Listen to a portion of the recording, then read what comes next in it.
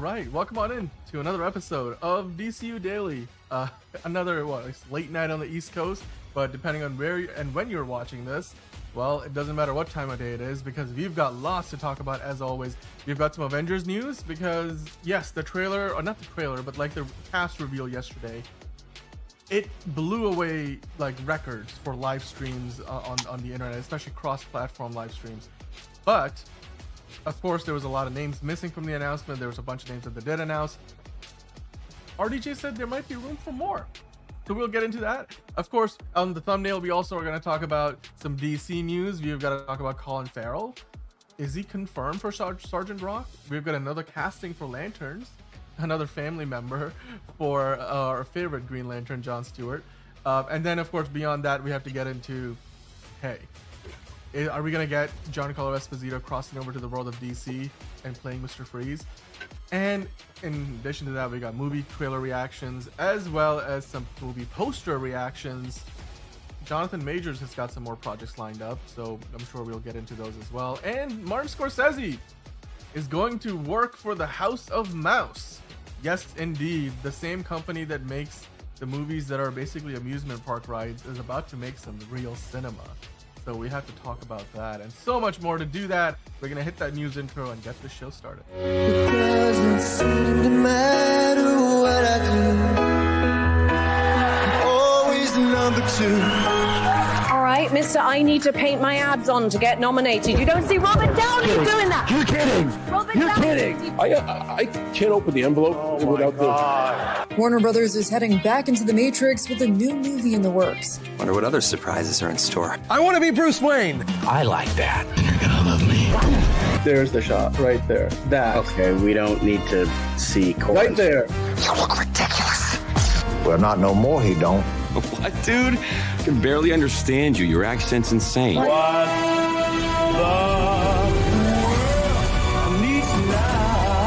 Give me a hand up.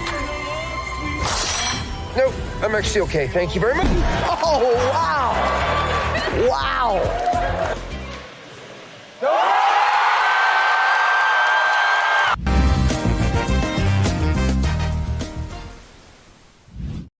Well, part of the news intro feels outdated, but that ending is as timely as ever. So, as always, we've got to start the show off with the news. There's so much going on in Hollywood, from Marvel to DC to, well, a lot more beyond that. And to do that, as always, I've got with me John. How are you doing today? Living. Yeah, kind of it. Look very dark right now. I have my light on in the background. I don't know why I'm so dark right now, but I'll fix it off camera. Yeah, you're just It's inspired. fine. You're just inspired by a good Netflix sci-fi show. That's why. But Yeah. let's get into the news, shall we? As I've been saying, there's a lot to talk about. It's another busy day for those of us who are movie and TV show fans. So that's why you guys are here. So the first thing is, of course, an early box office preview for Ryan Coogler and Michael B. Jordan's Sinners, which is now set to eye roughly a $40 million, actually more than a $40 million Easter weekend launch, John. Of course, Sinners launched a new trailer and a bunch of posters today, so we're going to dive into that in a little bit. But let's just start by talking about its box office potential, right? We're looking at a year so far where we started off at some momentum at the top, and now things have started to fall off a bit the last few weeks. And as we get into the Easter weekend, Sinners is going to be opening on April 18th, so still a few weeks out, but the early tracking, the 3-week tracking numbers are out, and they're looking at somewhere over $40 million for the opening weekend. The movie itself costs around $90 million to make. Now, Ryan Coogler, of course, this is his first collaboration with Warner Brothers, so $40 million doesn't sound half bad for a movie they only spent like 90 on. It will be a lot higher than what Mickey 17 did, and it's certainly kind of more in the range of what Alien Romulus did. And it's also tracking well with men under and over 25, which are the primary target audiences for this movie. And so when you look at the numbers, John, when you look at the comparisons, you look at the fact that this is going to be launching on Easter weekend. What are your thoughts on just the early 3-week tracking? So we are still roughly a month away. Do you think this movie is going to do well enough to justify its budget, and is this going to actually be a hit? Because we've seen Mickey 17, a movie that was pretty good, just completely underperform, and by, of course, an incredibly talented filmmaker and a lot of great actors. This is the next movie from Warner Brothers that sort of checks all the same boxes talent wise. The story looks amazing. What are your thoughts on the early box office projections? I think I hope it does well. It just, with Warner Brothers perpetuating more original films, like with Mickey 17 and to a much lesser extent Alto Nights, I'm worried that even though this is pretty much original, I mean, it's very From Dusk Till Dawn, but in like the 20s rather than, at present day, and it's less comedy driven than that. But I'm still excited for this movie. I really, really want to see it. Like, once I heard about it, I'm like, this looks really good. I like Ryan Coogler as a director. I think Creed was great. I've heard nothing but amazing things about Fruitvale Station. And not the biggest fan of Black Panther, but I can see some greatness within that movie. And I feel like that was mainly the fault of probably studio meddling with wanting a much smaller runtime than something Ryan Coogler wanted to do. So I could see all that, but even then, he's a really good director, and I love Michael B. Jordan. I love Haley Steinfeld, and then I've heard great things about Jack O'Connell. I don't think I've watched anything with him, but I'm excited for this movie, and I really like the vibe it gives off. I love the tone, and I hope it does well. It's just one of those things where it's like, oh, we want more original movies. We want more original movies. And then the people don't go to see those original movies. Yet fucking Jurassic World is probably going to make $1 billion. Fantastic Four, that's probably going to make a shit ton. Superman. Like, I'm not saying I still like these IPs. I still like going to see established movies and remakes and all that stuff. I don't mind seeing those movies. It's just ironic that the people that are constantly complaining we want to see more original movies, well, they pay attention to what you listen. They listen to your wallet, and you're going to see these big IPs and droves. Yeah. And I understand it's tough because of the economy now, and it's much more expensive to see a movie. But it's well, there is partly the reason of not going to see these movies. Like Mickey 17 fucking crashed and burned. Alto Nights barely scraped by with not even 8 digits, 7-digit opening with a $50 million budget. So I just hope this is probably the most original one out of the 3, because the first one, because Mickey 17 was based on a book, Alto Nights was based on a true story. This is pretty much entirely original. Yeah, it has it's a similar vibe, and it's based around a big part of horror folklore. So there's that. It's a vampire movie, so there is that aspect. But it's this is probably one of the most original movies to come out, and I just hope that it makes I hope it makes $40 million from opening day. I hope it makes all the money, because I think it deserves it. I think at the very least, it's a unique movie. It's been getting a lot of good reviews. It's got such an amazing cast. It's got such an amazing crew. So I hope it gets all the money, and I hope maybe that even though I hate WB right now, and we will get to that soon enough, because John has a rant coming on, because I'm gonna be screaming, I'm gonna be yelling. Mm-hmm. So we'll get into that soon enough. But in terms of this aspect, I hope that this is successful, so we can be we do want original movies. Some people do. I agree with you. This movie looks very interesting for somebody who's not a big fan of vampire movies, and I'm kind of tired of just the genre as a whole. But I'm also I tend to lean more hard sci-fi, and vampires don't quite fit into that mold. I still look at this movie and the new trailer that they put out, and I'm okay, I'll buy it. This is the kind of thing where it reminds me a little bit of that Jordan Peele vibe. Partly because you of course have you just hear Michael B. Jordan playing a character that would perfectly fit into any Jordan Peele movie, but at the same time, I mean, Ryan Coogler has not made a bad movie in quite a while, and this trailer looked amazing.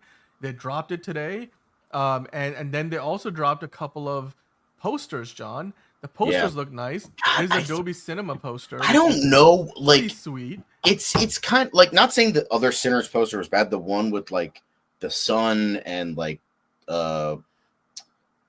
the one at the end, like Michael B. Jordan was like in front of the sun. That one was really good. But like, I gotta say, like, usually I will say the IMAX poster isn't that great, but that Dolby poster, like, usually when it comes to the 4X, IMAX, and Dolby posters, they like 9 times out of 10 cook way fucking more than the regular posters, because this looks epic as fuck.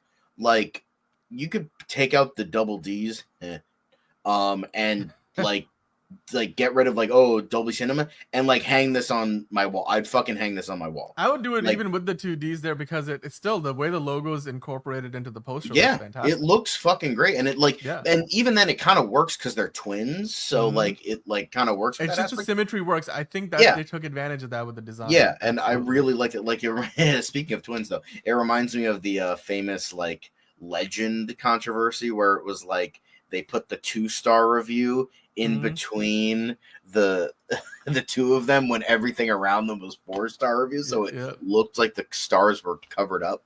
But that was great. But like, yeah, I gotta say, like for instance, I think it was either the Dolby poster or the IMAX poster. I think it was the Dolby one, where it was the Rogue One poster, where it's just the helmet on the beach. That goes so much more fucking hard. That goes so much harder than the fucking floating head bullshit. We constantly. It's more that it's like, more IMAX artistic. poster is like, it's fine, it's okay. But this is like stereotypical, standard. But like that, the Dolby poster. I think it was the Dolby poster, because they just go so much harder. They look so much. This is pretty generic looking. I mean, it looks good. I love the red. It's very from Dusk Till Dawn. But the Dolby poster just fucking hits, man. Yeah, it's more like the spirit of the movie. It's more artistic, the Dolby poster, whereas you could tell the IMAX poster needs to have a wider appeal. It's trying to bring in, the average audience who might be wondering who's in the movie. So yeah, I mean, and then also, John, they put out a new trailer to basically announce that you can go get your tickets now. Hell yeah! What did you think about the new trailer that they put out? It looked pretty darn good to me. And then they have, of course, been putting out some behind the scenes stuff as well. So this is now the push behind the movie where they're like, okay, you can go get your tickets, go make plans to go see this movie. And yeah, it looked amazing to me. I also like the term genre fluid. That's really good, because it's like, it definitely has elements of horror, period piece drama, neo-western, crime, thriller, mystery. It has all the things, but it doesn't feel like it's bloated or like it's like doing too much, at least from the vibe from the trailers. We'll see once the movie comes out, but this just looks so good. And I love, I just love the overall vibe. And even though it is like, oh, people say, oh, it's From Dusk Till Dawn, which, like, From Dusk Till Dawn is a great fucking movie, but this still feels so different from that. Like, yeah, the basis of people trapped in one location fighting vampires, okay, fine, but like, it still feels very different from everything else. So, but yeah, I love this movie. Like, well, I love the vibe of this movie. I love the overall. I like Ryan Coogler. I like Michael B. Jordan. Liz likes Michael B. Jordan covered in baby oil. But this helps. This helps for me. Liz has Michael B. Jordan. I have Haley Steinfeld. That's, we both got our thing. But yeah, I'm stoked for it. I'm probably gonna see it in Dolby, in all honesty, because it just looks like it's gonna fucking hit hard. Plus, it has the chick from, you could see her in the background here. She was in BVS. Good times. She was the one that was like forced to lie on the stand for Lex Luthor's to cover everything up, and then she felt bad, and then she got yeeted. Good times. I remember. See, I might not like the movie, but I remember that shit.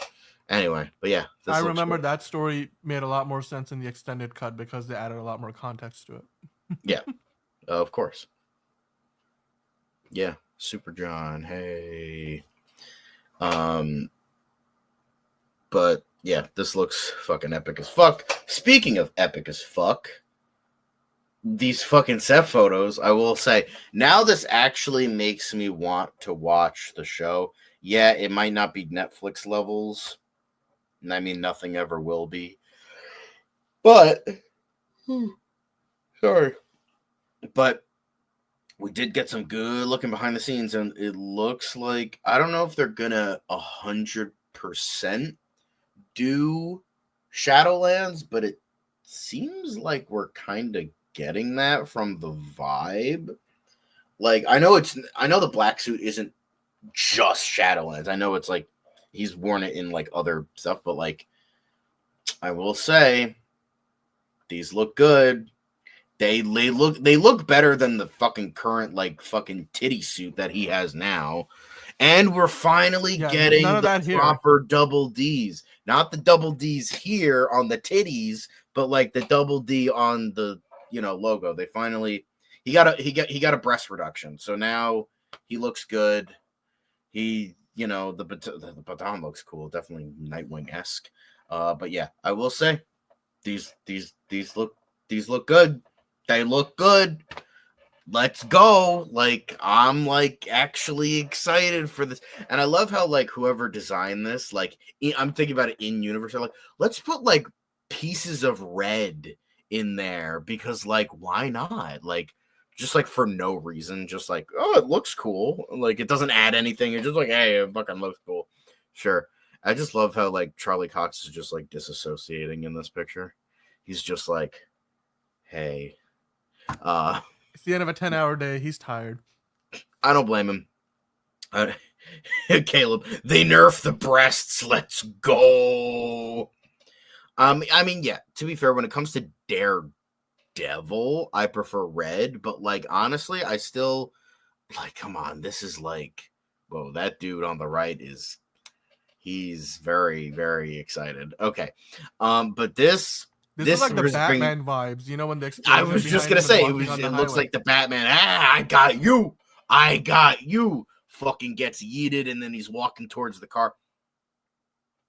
Honestly, I would probably watch season 1, even if it sucks donkey dicks.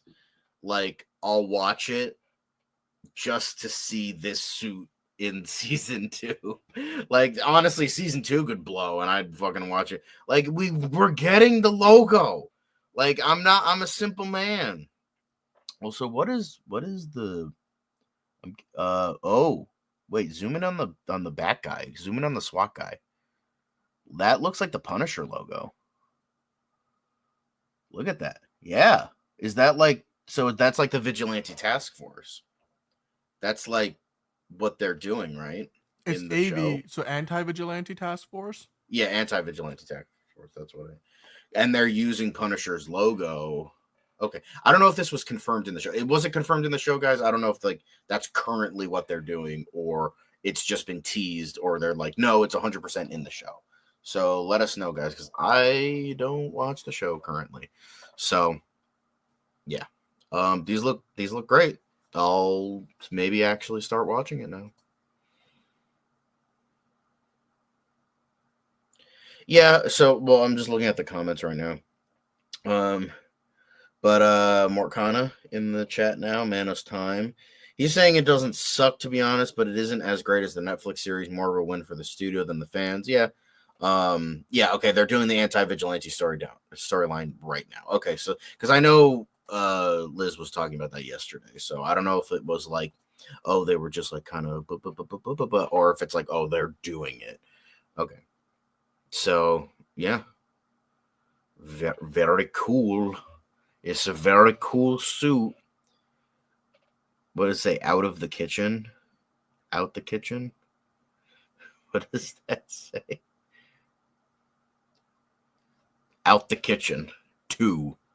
That's funny. I like that. I like working titles, how they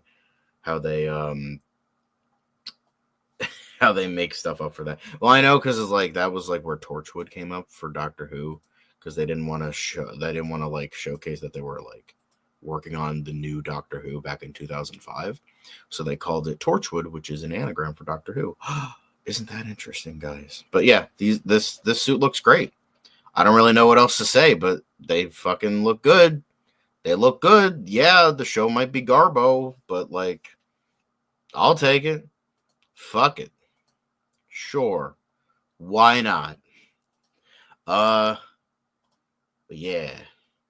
I don't really know what else to say. I know Liz would be really stoked. Maybe. Or she'll be like, the black suit sucks. Why are we getting this? Why are we spoiling it? Guys, come on. And then, like, you know, get all heebie-jeebie about it. But, you know, although Marcana telling y'all to like and subscribe and then doing their best Ric Flair impression. Woo! Anyway, I put in a wrestling reference for you there, Dan, so be appreciative. Oh, yeah, no, thank you. Thank you for doing that.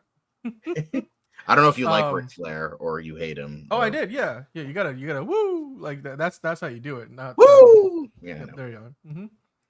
But Morcana, thanks, Morcana. We appreciate you. Although Man of Steel Magnolia is also telling us to bat signal that like button. So hold on a sec. Hold on, guys. I'm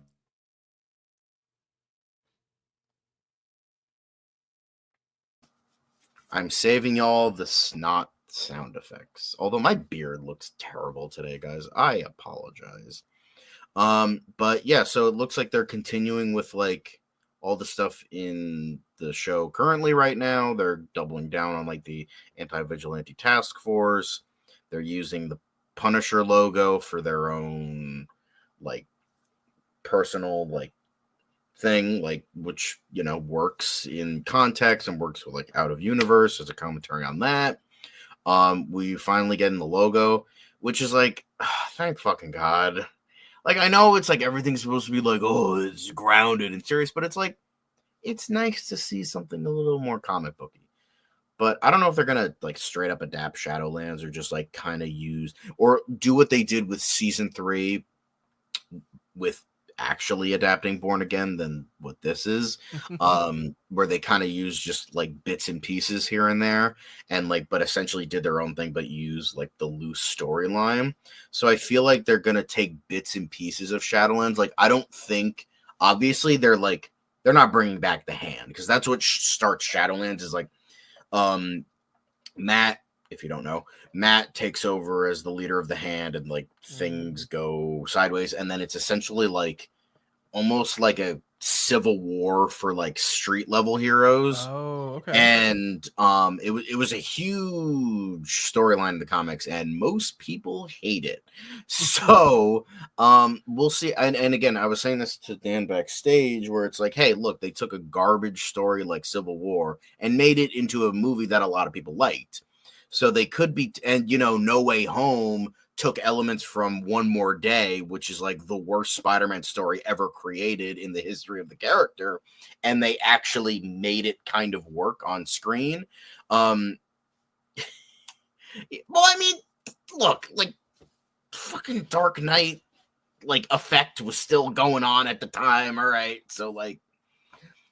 Whatever. I'm just saying in the context of the show. Yeah, you can only make it so grounded. It's like you still, yeah, a bat driving a freaking tank in the middle of a city getting chased by cops still exists in the same world as, I don't know, everything else in the Dark Knight trilogy. So it's, you know, grounded and realistic. There's levels to this game. But I mean, hey, this looks fantastic, John. But you know what else looked fantastic today? Well, let's not get crazy here. I will say this trailer. Oh, hey, look, it's Meta. We're live on X, guys. So if you guys are watching on Twitter right now, you could see that we're live on Twitter. Inception.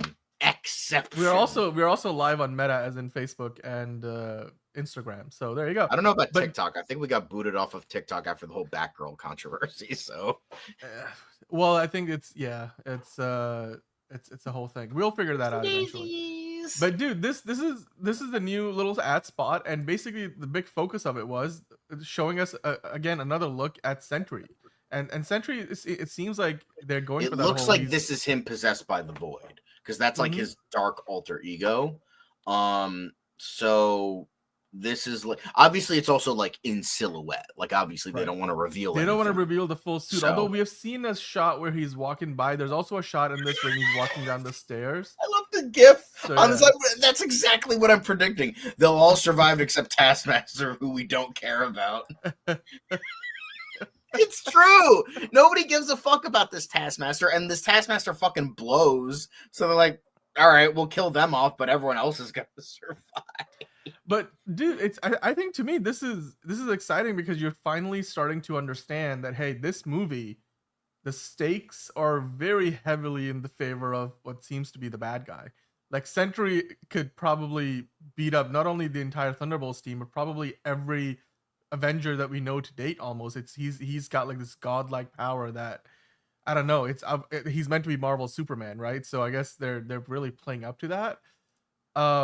And I like that. I mean, people are getting excited. If you are a fan of Marvel, then this is a movie that it might be the best one of the year from Marvel. And I can't wait to see where it goes, especially because now we know what's going on with Avengers Doomsday.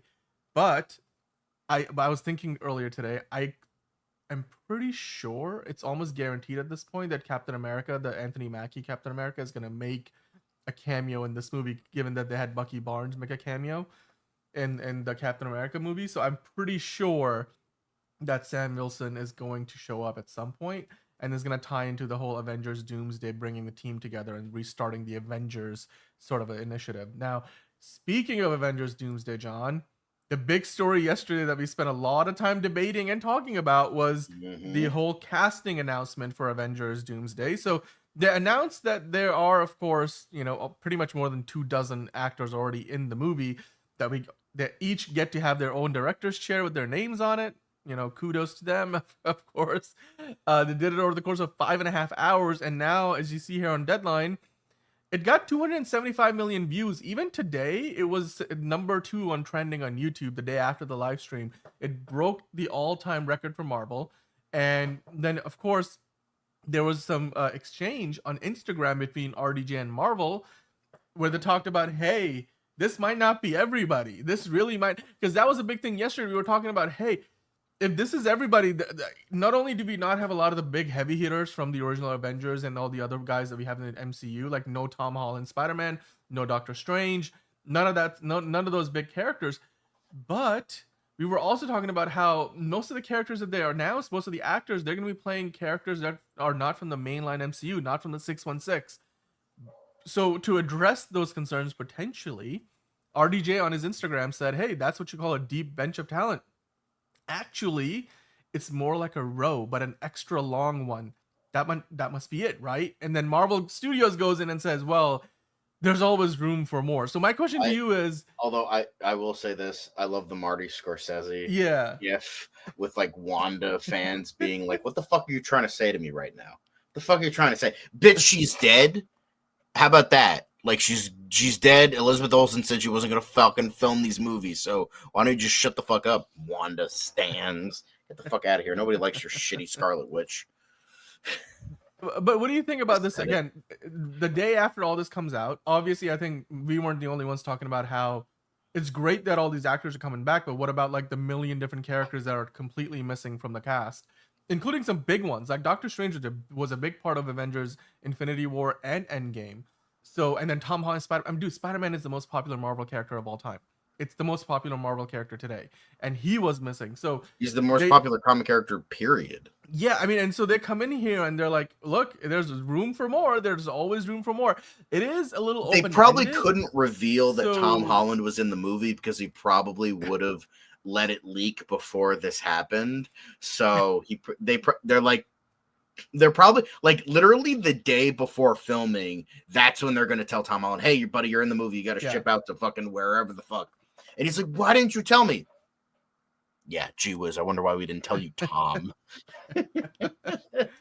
We love you, Tom Holland, but like, you're terrible at secrets. But John, do you think that this is more trolling or this is actually Like they're saying that there's but, legitimately going to be I more was people. Like saying this Chris Evans, yesterday. people were expecting, and he wasn't in the announcement. Like there's like what are the odds that they actually do another casting announcement where they reveal another row of characters essentially? God, another row, Jesus Christ. But I think they don't. There's some things like maybe that like deals are still happening. Like they're still trying to get like contracts. I mean, set they're in up. production now, though. But I see what you mean. Well, yeah. here's the thing. Well, let's go back to X-Men. Like, remember, fucking Hugh Jackman came in 4 weeks into filming because of like the whole shit with Dougray Scott. Mission Impossible 2 fucking went way later than what was intention, so he had to drop out of the movie. So like, oh fuck, we need to find someone. Russell Crowe was like, hey, what about this Hugh Jackman guy? And they're like, okay, but they had to like, you need to get on a fucking plane right now because we're literally in the middle of filming.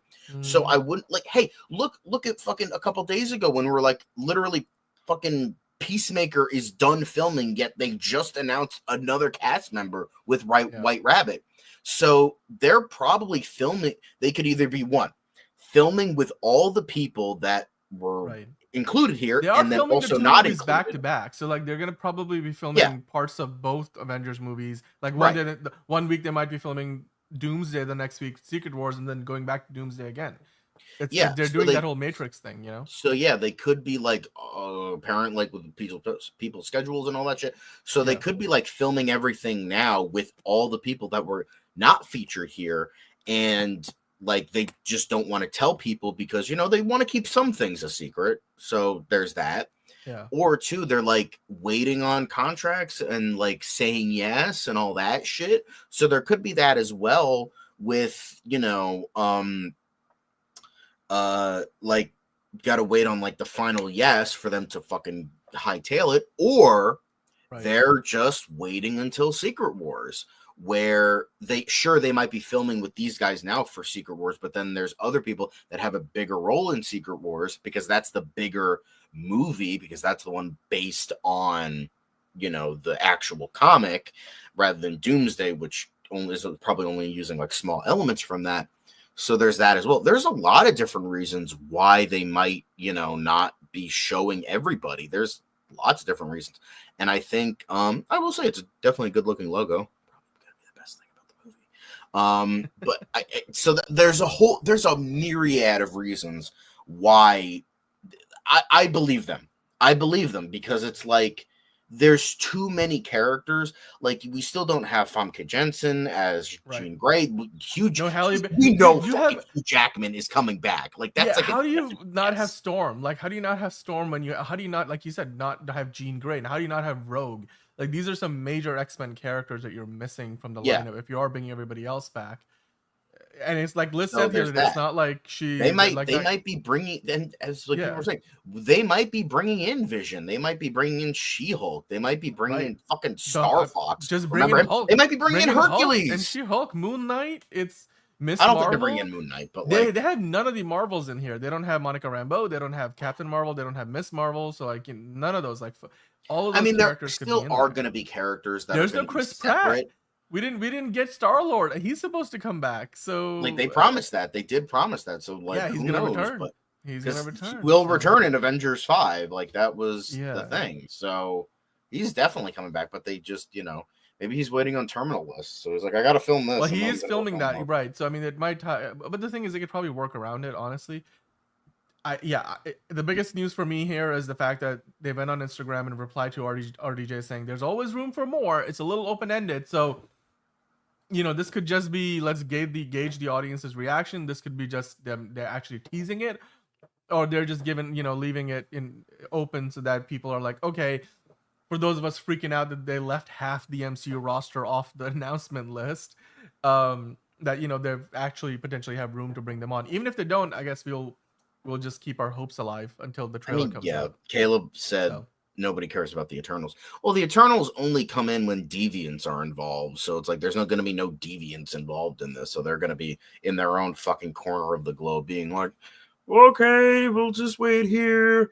The only thing that we got from Eternals is like, because God knows Eternals 2 is not happening. So they're like, okay, might as well put that plot line in Captain America 4 to set up X-Men. Because that's like 6 degrees of Kevin Bacon levels of like mental gymnastics. Adamantium. This thing introduced in Eternals has to get, answered in Captain America 4 so it can set up X-Men. What? I'm like, what the fuck? That is the interconnectivity of the MCU for those of us wondering why the MCU doesn't connect stories anymore. This is like 4D chess, like Kevin Feige is playing this game. No, on this another is level. like checkers that they're acting like it's 4D chess. It's like that meme of the guy with the U head and Kevin Feige is him, and he's just like, hey, like he's just, oh, I'm playing chess. No, bro, you're playing checkers, but like you're acting like you're playing chess. I mean, also, they're not fucking bringing Ghost Rider back. Nick Cage isn't fucking doing this shit. He's busy filming fucking Spider-Man Noir right now. I wouldn't mind seeing. I forget the name of the actor who played Ghost Rider in Agents of S.H.I.E.L.D., like with the newer version with the car. Oh yeah, I forgot about that guy. I liked his version of the character a lot. I keep forgetting he exists. Sorry, guy. I don't know your name, but like, I know he played the Gabriel. What was his name? I'm gonna look this up because I'm it's gonna bother me now. I don't know. I know Johnny Blaze. That's it. Gabriel Luna. Oh, Gabriel Luna. Yeah. Gabriel Luna. Okay. Yes, he was the one who played the character. I forget if it's. He played Robbie Reyes. Robbie Reyes is the Robbie Reyes. There you go. Character. Yeah. Well, I can't wait to see if they do announce other characters also coming in, other actors, who they will be. It looks like they've left the door open now officially. They're like, hey, there's room for more. It was on Instagram and it was part of basically a chat. I think it's from the whole post, and then RDJ was like, well, that must be it, right? And then Marvel Studios directly at him, James Gunn style, there's always room for more. So we'll have to just wait and see. I just hope that, based on yesterday's announcement, what felt like, a Royal Rumble where half the Rumble is just legends returning for a one-time cheap pop, aka the X-Men, that we get more of the characters that they want to build forward with the Avengers, especially because we know the X-Men in the MCU, ultimately the ones that we go forward with won't be a lot of the same actors that we're getting, back in this version of the movie. So I'm just hoping that we get all of those other characters. I want to see Chris Evans back, even if it's evil Captain America. I don't think he will. He said he was retired. Yeah. But Andrew Garfield also said he wasn't going to be in No Way Home, and look how that. Yeah, but even like Tom Holland Spider-Man, he's got another movie coming out like after Doomsday. So, and then other than Simu Liu, and he's a big part of the original Secret Wars. That's where he got the black suit from. Absolutely. So. I mean, I just hope like this is actually true, that there is indeed room for more, and then they bring in some of those characters that we talked about. Like there's a dozen. Like Doctor Strange is a big one. We talked about Star-Lord. None of the other Guardians made it either. So like all of these other characters, you got to include them. If this is truly a big Avengers movie, then you need to bring those in. Vision, like you said, Wanda, is she dead? They kind of left the door open for that and Agatha all along. So there's so many options. And there's also the aspect of like, and I'm gonna say this now that Liz isn't here, I want to see a younger X-Men. Like I want to like, obviously, because here's like, oh, they're gonna introduce like fucking Riverdale-esque. Okay, like it's not gonna be that bad. Like I understand it's gonna be Disney doing this shit, but like at the same time, you don't, just because they're younger doesn't mean they're gonna have to fucking be in high school. They can be in their like early 20s, and the thing is, they're gonna be going to school at the Academy of Gifted Youngsters. Like that's the whole fucking point. So I would love to see a younger X-Men. Like you have depending on what they want to do, like they have an older X-Men. I don't think they're going to be the Fox X-Men. They're just going to have like fucking guys. I will say, just go see Troy Oboyo 17's video on X-Men, his X-Men pitch, because it's fire. His pitches are always fucking amazing. So go to his video. They're great. He's great. He's fire, always fire. So, and he introduced the idea of like trying to make it work within the context of the MCU if they don't go like soft reboot, if they just continue on from what they did, which is entirely possible. They might not soft reboot it because like, there's still some stuff. So there could be the aspect of like, like it introduced like the X-Men part of like the 60s, and then they bring it into the modern day. And he has like a lot of really good ideas that's not treading old ground. And it was like, I'm like, damn, this is really fucking good. And he did a really good job. So it's just like, and it just like, this is the thing I'm gonna say to Kevin Feige. If you're watching this, I know you're not, but if you are, please, for the love of God, if you fuck up everything else, if you completely shit the bed in every aspect in regards to the X-Men, which you probably will, but in regards to everything, just do this one fucking thing. One thing, and I won't totally fucking firebomb your house. Keep Magneto a Holocaust survivor, and that's it. That's all you need to do. Don't fucking make it that he's like the obvious like allegory for Malcolm X or whatever, because he's not. That was not Stan Lee's intention. That was just inserted into that, and people made it so, and even though that was never the case, just make Magneto a Holocaust survivor. I know, because like my friend was like, oh, it's lazy writing if they do that, but like literally in the comics, he made himself younger. Like it was a thing in X-Men Evolution, I think, and it was a thing in the comics where he was like made himself younger to, I mean, fucking Ra's al Ghul does the same exact shit. So it's like, just like, oh, he just makes himself younger, or he has a secondary mutation where he just doesn't age as quickly as everybody else does. Because like the whole point of Magneto's character is he's literally mutant Hitler. That's the point of the character. He became the very thing he swore to destroy. That's the irony, and that's the character. Literally nothing else works if you don't do that as part of the character. That's all I'll say in regards to that.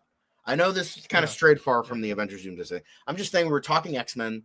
Just keep it that. Like, oh, he's too old. We'll fucking make it work. You can make it work. It's fine. So just do that, and you're okay with me. That's all. Yeah. By the way, also, the lawyers are telling me that the firebombing of your house was a joke. Yes, I hope it is. Those opinions do not represent the opinions of the Also Curious. It's just John's opinions and his alone. Now, with that said, Change the World was talking about potentially there's a theory that how the X-Men get brought into the MCU is Professor X at one point like mind fogged basically everybody, forgetting that there are any mutants around, and now that gets undone. That feels a little out there. I don't think it's very believable, especially on a universe level like story like that where you're completely changing everything. So I'm not sure if that's the route to go, but I mean, hey, look, there's a reason why these movies exist, like, or will exist. Doomsday and Secret Wars are a part of the like starting up the next era of the MCU, the mutant saga. So they're transitioning away from the multiverse and they're going to go into this mutant saga. So this is really pivotal because these two movies are going to try to like make that pivot happen, and how to do that ultimately we'll have to see. Based on the pieces that I've got so far, I'm still concerned. So because I don't know if there's enough star power. I don't know like how most of those heroes have enough, capabilities to even take on and take down Doctor Doom, the ones that they got announced yesterday. So I'm glad that we're gonna get potentially more cast members announced in the future. Marvel's saying there's always room for more. We'll have to just wait and see if there is indeed actually room for more, or this was just a way to like, just calm down any fans who are like just worried that they left half the MCU out of the movie and casting announcement yesterday. But hey, you know what? That's what happens when the universe has been going on for this long and has so many characters. At some point, you're gonna have to leave some people out, right? Like that Royal Rumble reference. There's only 30 men or 30 women involved in each of those rumbles. Like you have to leave some people on the roster off the match. Now, with that said, John, let's talk about movie trailers. Actually, before we move on, Manos had a question, so let's answer Manos's question real quick. He said, question for you guys: if Marvel wants to bring the old X-Men in, why would they focus on new actors for the same roles? Because people get old and they want to move on to bigger and better things. It's just there's only so much you can do with like 80 to 90-year-old Sir Patrick Stewart and Sir Ian McKellen. There's only so much you can do with like actors that are reaching their 50s and 60s. Now, I wouldn't mind seeing that. But like it's just like if they want to, Kevin Feige said they want to keep this going for fucking generations at this point. I don't know how the fuck that's gonna work, but they're gonna try. So they're gonna eventually crumble on itself because there's just too complicated. They're gonna want to recast the actors for future projects. Like that's why they're bringing in like. They're trying to forerun like all these newer younger actors, so it's like, well, they wanted like they have Spider-Man even though he's not as young anymore. They got Miss Marvel, and they have a bunch of other characters that are not coming to mind right now.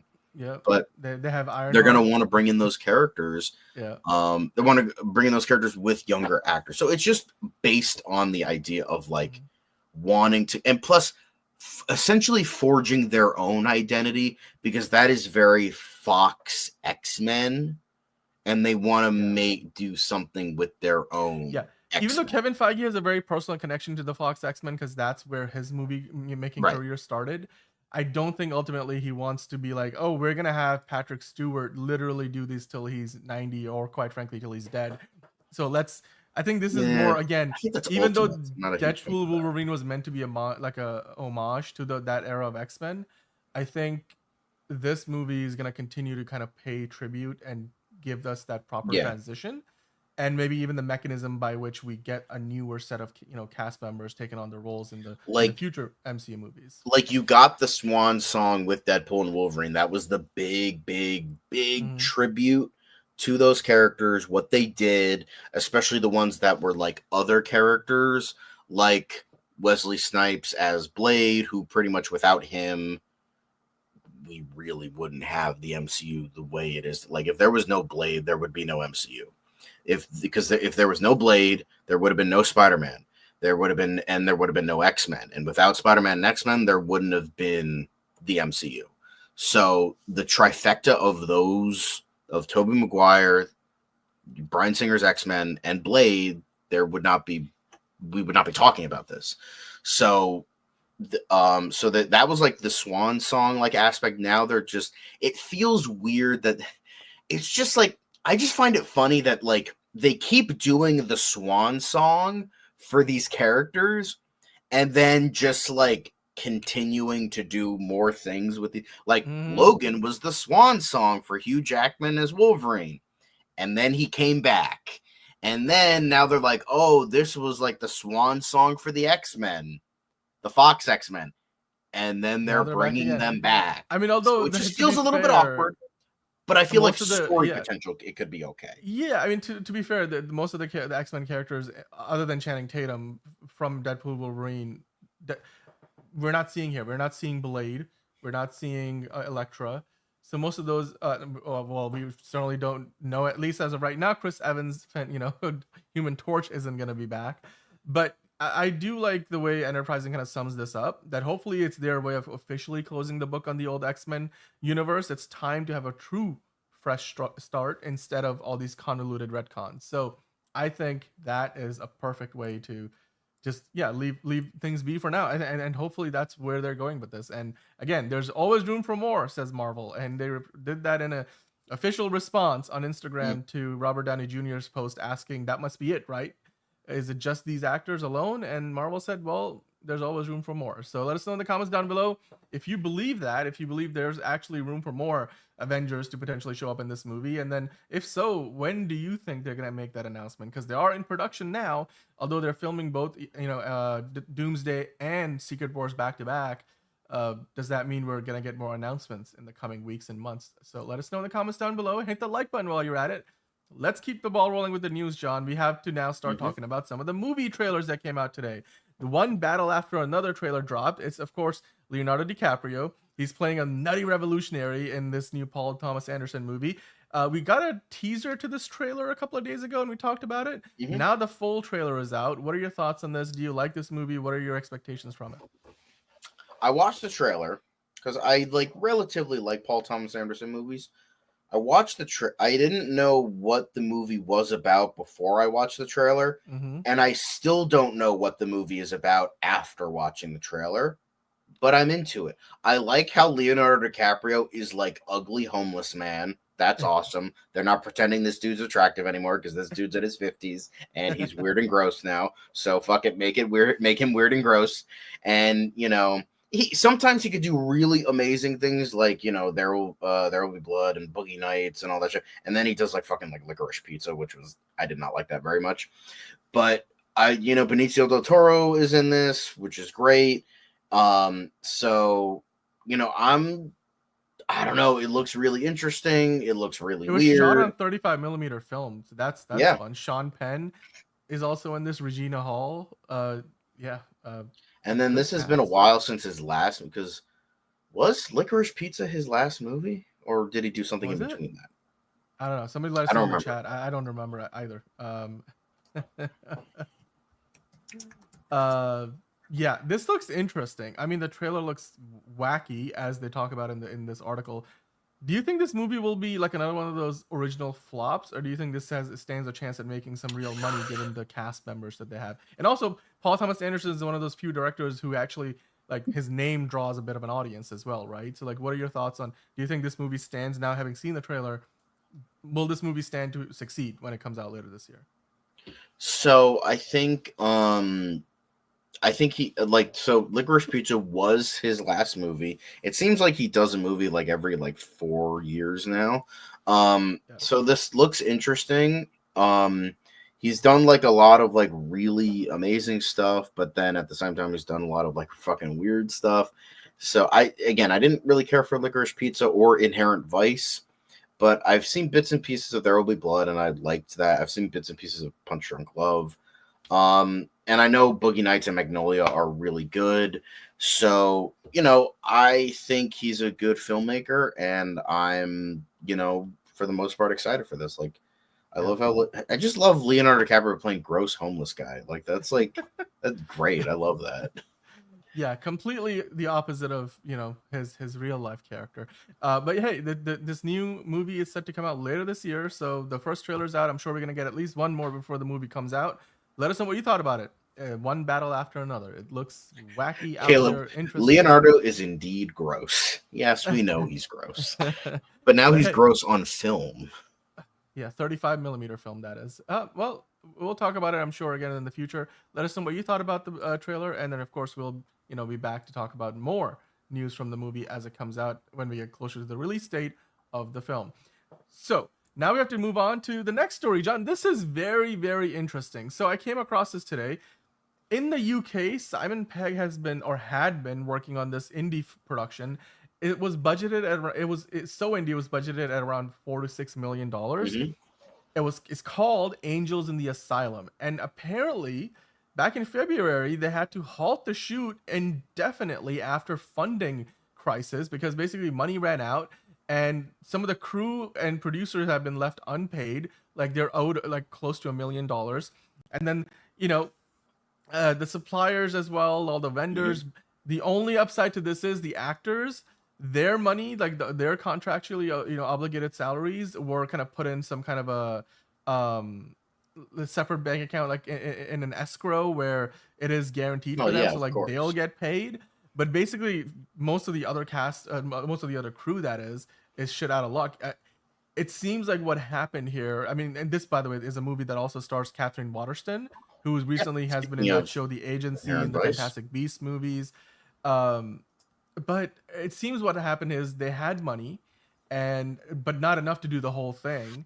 But they probably were like, okay, we either have a time deadline on when we can use this money, because some of it might have been financing, so they have to then start paying it back. They probably also looked at the schedules of all these lead actors who are like some pretty, big name actors here for an indie film of such a small budget, and said, hey, we probably won't be able to get these guys back on our schedule for a while. So let's get things started, and then we'll try to, hopefully while we're filming, make up the rest of the money that we need to finish this. But it looks like, the worst case scenario happened and they didn't actually find that money. Are you surprised by this? And then also just, what do you think this movie ever gets off the ground again? Because it's been shut down now for a little while, and for a movie of this scale, look, Simon Pegg and Catherine Larson, like I said, they probably have other projects lined up. Also, it's not like they were going to be filming for like 4 or 5 months or like 3 months even. It was only going to be a 1 month shoot, and they went like halfway through it and had to shut down. So do you even think it's possible for them to get this thing back on track for another couple of weeks of filming? Like, what are your thoughts on this whole story? It's unlikely, but like there's the entire possibility of like getting another like production company behind it and, you know, get some more money. But usually when smaller productions like this can't get that money back, then they usually just kind of sit on a shelf for eternity, till the end of time. So that's where I'm kind of getting this, even with big stars like Simon Pegg and Catherine Waterston. So yeah, that's probably going to be the case, which is unfortunate, but like it's a miracle that any movie gets made ever. So like, and with that, there's a lot that don't finish. So yeah, it's sad, but that's how it be. That's how it be. By the way, we have Trey Daniel in the chat now. He wants Ben Affleck back. He wants Colin Farrell back as Bullseye. He wants Halle Berry as Storm. He wants Famke Jensen as Jean Grey. Of course, he's also looking for the younger original cast from X-Men First Class and Apocalypse. Like, bring all the X-Men back for Doomsday. Well, We'll see, Trey. We'll see if that actually happens. In the meantime, John, this is the story that I will let you take the lead on, but I'm going to just introduce it first. It looks like Warner Brothers is now set to raise the Looney Tunes building on their lot, which is just an old one, single floor building. I don't know why they feel the need to do this. I mean, I guess they might think they can use that space for a sound stage or something else that is being put to use, because the current building is really not being used for much. But again, it just feels like for at least those of us who are huge fans of Looney Tunes, an assault on a franchise that quite frankly was one of the cornerstones of Warner Brothers for decades and has become like almost synonymous with the studio. It's like the logo and everything. That's that's all, folks. Like that whole thing, Bugs Bunny, Daffy Duck, everything. It's all part of the identity of the studio. And now it looks like not only are they selling off all the stuff that they're making with Looney Tunes to third-party distributors, but they're trying to potentially raise any physical impact of the franchise from their studio lot. John, what are your thoughts on this? I think it's completely fucking stupid. Like it's just goes to show, like, you could say a lot about the previous like heads of the studio with AT&T and how they fucking like torched everything WB. Fine, okay, but like don't fucking act like, oh yeah, this fucking era, dynasty, whatever the fuck you want to call it. Oh yeah, they're doing everything right when they're like doing next to nothing fucking right. Like literally, there would be no Warner Brothers without the fucking Looney Tunes. This was one of the pillars of this fucking company. This was one of the cornerstones. This was one of the things that built what Warner Brothers is to fucking day. Like literally, Bugs Bunny was on your fucking logo for like a decade at least, and you're gonna be like, nope, erase it all, because it doesn't fit in with what we want to do. All the fuck, it's like, what pennies could you possibly be saving from eradicating this cornerstone from your institution? What can you be saving from this? What, really? Like, what can you possibly be saving? Like, you fucking have done nothing with this franchise. You've like next to nothing, very little, and yet like they're acting like it's like it's a war crime. Like, we got to get rid of this. There would be no Warner Brothers like it is today without the Looney Tunes, and you're erasing film history for literally no fucking good reason. You could say money. You could say money all fucking day, but I refuse to believe that you're saving any sort of money by doing this. It's just like a hate boner at this point. It's like a hard-on for this size of this thing of Warner Brothers. The underlying foundation of this company. The Warner Brothers siblings are fucking like spinning in their graves. Mel Blanc is spinning in his grave. What is with erasing the history of it all? What is with it? Like, you're getting rid of it from Max. You're getting rid of this building. You're getting rid of all the movies that you've signed off on. Like, pray to fucking Christ that Ketchup gets this fucking franchise and like give it some sort of fucking respect. Like, the fucking biggest movie you had of the 90s was the fucking Looney Tunes with Michael Jordan. So, you know, it just makes absolutely no fucking sense to me that they're doing this absolutely reprehensible fucking decision. Like, genuinely, like, it really is. It's more than money, because you're not saving any money by doing this. You're spending money. Because as Dan said, they could be building a soundstage. They could be building something, and you're going to fucking spend millions of dollars on nothing. You're spending money. You're wasting money. You're not doing anything with this building except like a fucking company that's 20 billion in debt at this point, maybe like 18 billion now, and you're fucking spending more money on nothing. Like, did fucking Bugs Bunny kill David Zaslav's dad? Like, what fucking happened for this dude to have such a fucking hate boner for this franchise? I do not understand it. Like, what is with the hatred of animation? It's not just Looney Tunes, but the fucking, like, the scrubbing of tons of animated projects from Max for no reason. Sure, money. You're saving pennies.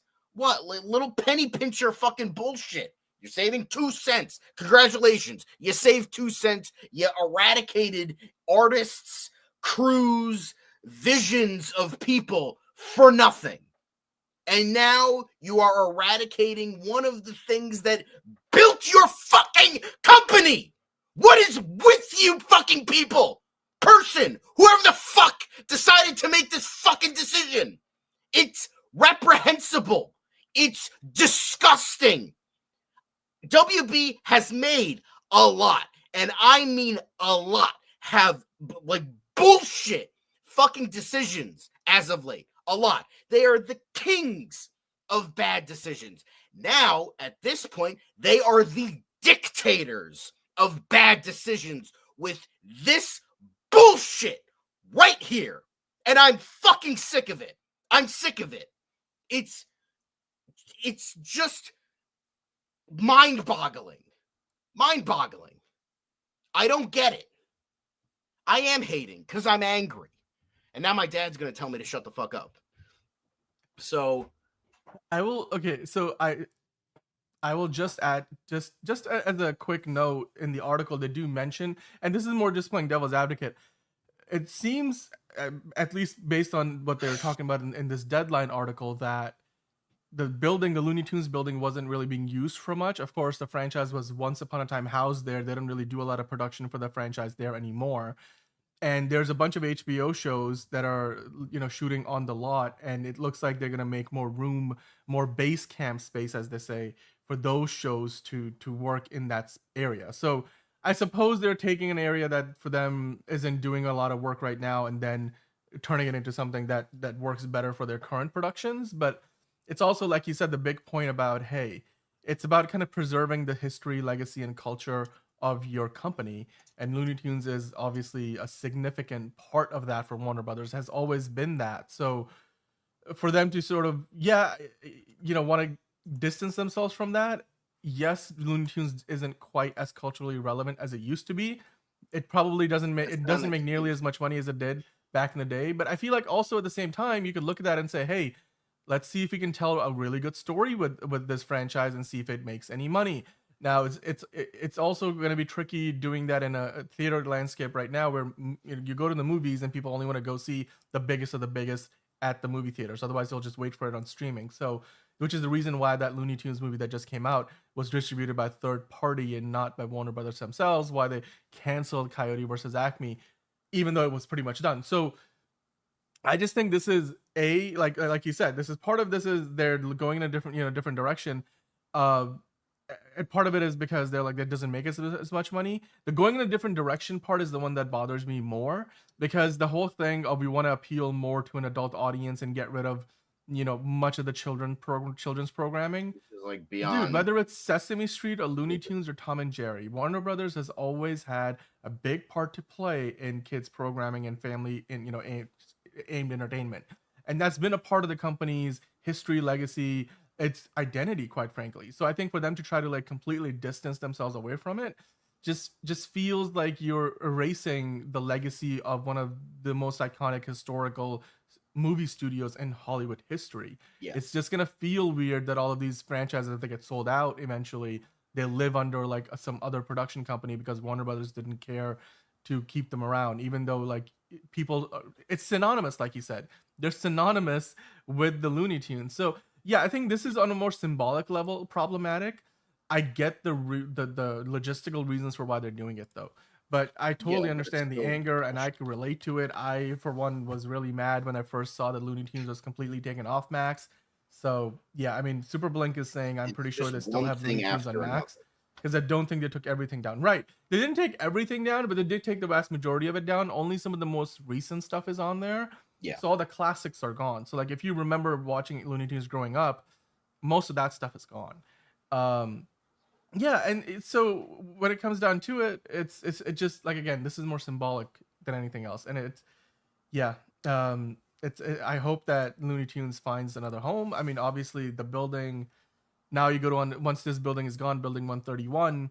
You'll go to the Warner Brothers lot and maybe you'll get a studio tour. They'll be like, well, that used to be where that building was, as opposed to look in that direction. Now it's a parking lot. Looney Tunes now it's a sound stage where all of our shitty movies are going to be fucking filmed now. Great. Yeah, Nico's saying they'll just move and relocate the important stuff. Well, again, this is the thing. It's the important stuff right now seems to be dictated more by what people are, watching regularly versus, what has artistic value. So it's just, I think in the world of streaming, that level of cutthroat cost cutting is just gotten even worse. And in some ways, it's taken the power out of the hands of the viewers. Although in other ways that you still have the ability, if you just watch it, but the threshold for success is higher because you need a lot more people watching something on streaming for it to be worth for them to keep it on the streaming service, versus back in the day when it was on a broadcast television, all they had to worry about was getting paid by advertisers, and that usually made the studio more money, and at the same time you didn't have to bring so many millions of people to watch everything for it to be justified that it would exist. Right. Nowadays on streaming, not only are the studios making less money because they've sort of killed all the ancillary markets, they've also kind of put themselves in a position where it's just becoming more and more of a zero-sum game. So it's unfortunate. I hope that the pendulum swings back in a direction where we go back to some of what we used to have before. And you could tell that because now they have ads on streaming more so than ever before, that we're probably going back to more of an ad-supported model, which is how media has always worked and worked well. That's why newspapers have ads. That's why radio show, programming always has had ads. That's why you have product placement in movies. And that's why you should, quite frankly, still have ads if it's, on a streaming service or cable, and let that be the primary driver of your revenue, because then you can have things like Looney Tunes and you're not asking people to show up in the millions and millions to watch every single thing to justify its existence on a streaming and telling service. people to stop password sharing. Yeah. Yeah, that also will help. But hey, that brings us to the end of the news section. Now we have to transition an hour in, and we're just done with the news. But hey, we're not quite done with the news, everything. We're actually now just going into the faster version of news, which is called the quick hits. I clicked on it right after you clicked on it. It's all good. It's all good. Let's get things going, or let's keep things going, because we have a lot of news to get into, John. So the first story in the quick hits today is probably for somebody who's just done a huge rant. I think you're gonna enjoy this one. It looks like James Patterson and Mr. Beast are giving us the dream crossover as they're collaborating on a thriller novel. TV and film rights are apparently attracting serious heat. is this not the most like ideal, the basically the pairing of your dreams that you hoped for, writing a novel, Mr. Beast and James Patterson, the Da Vinci Code? John, what are your thoughts? I need an aspirin. Also, he didn't write the Da Vinci Code. That was Dan Brown. I totally forgot. Never mind. Whatever. But James Patterson and Mr. Beast. I did not think I would be seeing this story today or ever, quite frankly. But I mean, James Patterson, I think, also fucking did a novel with like Bill Clinton or something. He'll fucking team up with anybody. All right, sure. I don't fucking read his garbage, so it's like fine. Well, all right. Well, then moving on to the next thing. You know that Neuromancer show and all of these fucking links to like 20 other articles that I don't care about? God. All right. This is what happens. This is what happens when they gotta like feed you every other link. Anyway, I digress. Max Irons, Andre de Shields, and Mark Menchaca have now rounded out the cast for that new Sci-Fi Neuromancer Apple TV Plus series. And honestly, it feels like they've been adding cast members to this like every other day for the past 2 weeks. And I'm excited because Neuromancer just looks and sounds fantastic to me. I looked up the novel series and I can't wait. Apple TV Plus has a great record with sci-fi television. What are your thoughts on this? You know, I've heard just like amazing things about the book, and a lot of people love the book, but it's like also very complicated, so it might bring in like Severance vibes with this, although more cyberpunk, because that's what essentially started like kind of that cyberpunk kind of thing. So I'm relatively excited for this. I mean, again, there's a lot I need to watch, but you know, I like the cast. I think Max Irons is, you know, despite being a nepo baby, I think he's a good actor. Andre de Shields, I don't know him, but he looks familiar. Same with Mark Menchaca. I've seen they Mark both look familiar. Like I've stuff. definitely seen them in stuff. And I mean, that handlebar mustache, you can't miss it. I've seen Mark Menchaca in a couple of different things. Yeah. So I think this is a good cast, and I think they'll do good things. Oh, he was in Ozark. Okay. Okay. No, this looks interesting. I can't wait for this. I'm gonna be watching this again. Sci-Fi on Apple TV Plus is like the bomb. So, absolutely. Now, speaking of movies getting more cast members, Haley Bailey. I was going to say Halle Berry. Anyway, Haley Bailey and Roger Jean Page are now set to star in Italiana from Universal, and Will Packer, Kat Coiro are directing with Ryan Engel writing the script. What are your thoughts on this package? No idea what this is. I think Halle Bailey's pretty, you know, talented. But Roger Jean Page, the only thing I've seen him in was that mediocre Dungeons and Dragons movie, and I don't know who Will Packer, Kat Cairo, or Ryan Engel are. Could be good, could be bad. I don't know. We'll see. Yeah, I think I've seen Ryan some of his other work. Ryan Engel, he's a good. He's done some good stuff on television. But hey, Roger Jean Page and Halle Bailey pairing up for a new movie. That looks interesting. All right, the next thing. This is something we talked about recently when the trailer came out. Final Destination Bloodlines. It now has become the second most watched horror trailer of all time with over 178 million views, John. That is insane. That is like one of the highest viewed trailers of all time, no less horror trailers. What are your thoughts on this, John? I don't like this franchise that much, but clearly other people do. And it also helps, like, you know, Tony Todd just passed, so people are more interested in it because of that. So there's that as well. So I'm glad you guys enjoy it. I just simply can't. Yep. It's crazy. The numbers it's doing is comparable to the first It movie, which had like 200 million views. So it's sitting only second to that. So hey, hopefully you guys are gonna go see the movie when it comes out and show up in droves like you did for the trailer. Speaking of which, I think Steven was asking about this earlier. It looks like Josh Hartnett is starring in a new movie called Fight or Flight. I thought about it since you were asking about this. This just, again, literally it looks like you're watching Bullet Train on a plane. So, you know, plane, like bullet plane, maybe? What's that haircut, Josh Hartnett? What's the formula for that fucking hairline? And then Caleb is like, all it needs are snakes. And I get that. I got that reference. Where's that sound effect? Where's the Captain America sound effect? I understood that reference. Thank you, Caleb. Trey Daniel saying, isn't that the same guy who played the killer kidnapper in Trap? Yes, he is. And John loved that movie. So hey, well now you can go watch Fight or Flight coming out this summer. Honestly, it just looks fun. Like if this was playing in a movie theater, I would you know what? I'm gonna go watch it. It looks fun, and yeah, it has the same vibe as like Novocaine and that kind of shit. So yeah, fast-paced action that doesn't let up. And you know what? Well, John, you know what else will be fun? Steven Yeun joining Paramount's yet untitled animated Aang Avatar film. Now, of course, they are making a new Avatar TV show that's like a sequel to Korra, but they're also are working on like multiple animated Avatar movies focusing on Aang, and it looks like Steven Yeun has now joined what's already a stacked cast with Dave Bautista, Eric Nam, Dion Kwan, Jessica Matan, and Roman Zaragoza, I should say. What are your thoughts on this casting? Are you more excited now that you have Steven Yeun joining the cast? It looks and sounds interesting. I like Steven Yeun. I like Dave Bautista. I don't know any of the other names, but I mean, he's doing baller in animation. Speaking of the guy on the right, got Invincible, which I still need to finish. But yeah, like, I mean, it's hopefully going to be better than literally everything out of this franchise on TV or in movies. Literally the only good thing out of this franchise is the original show, because the M. Night Shyamalan movie fucking sucked. Legend of Korra was mid.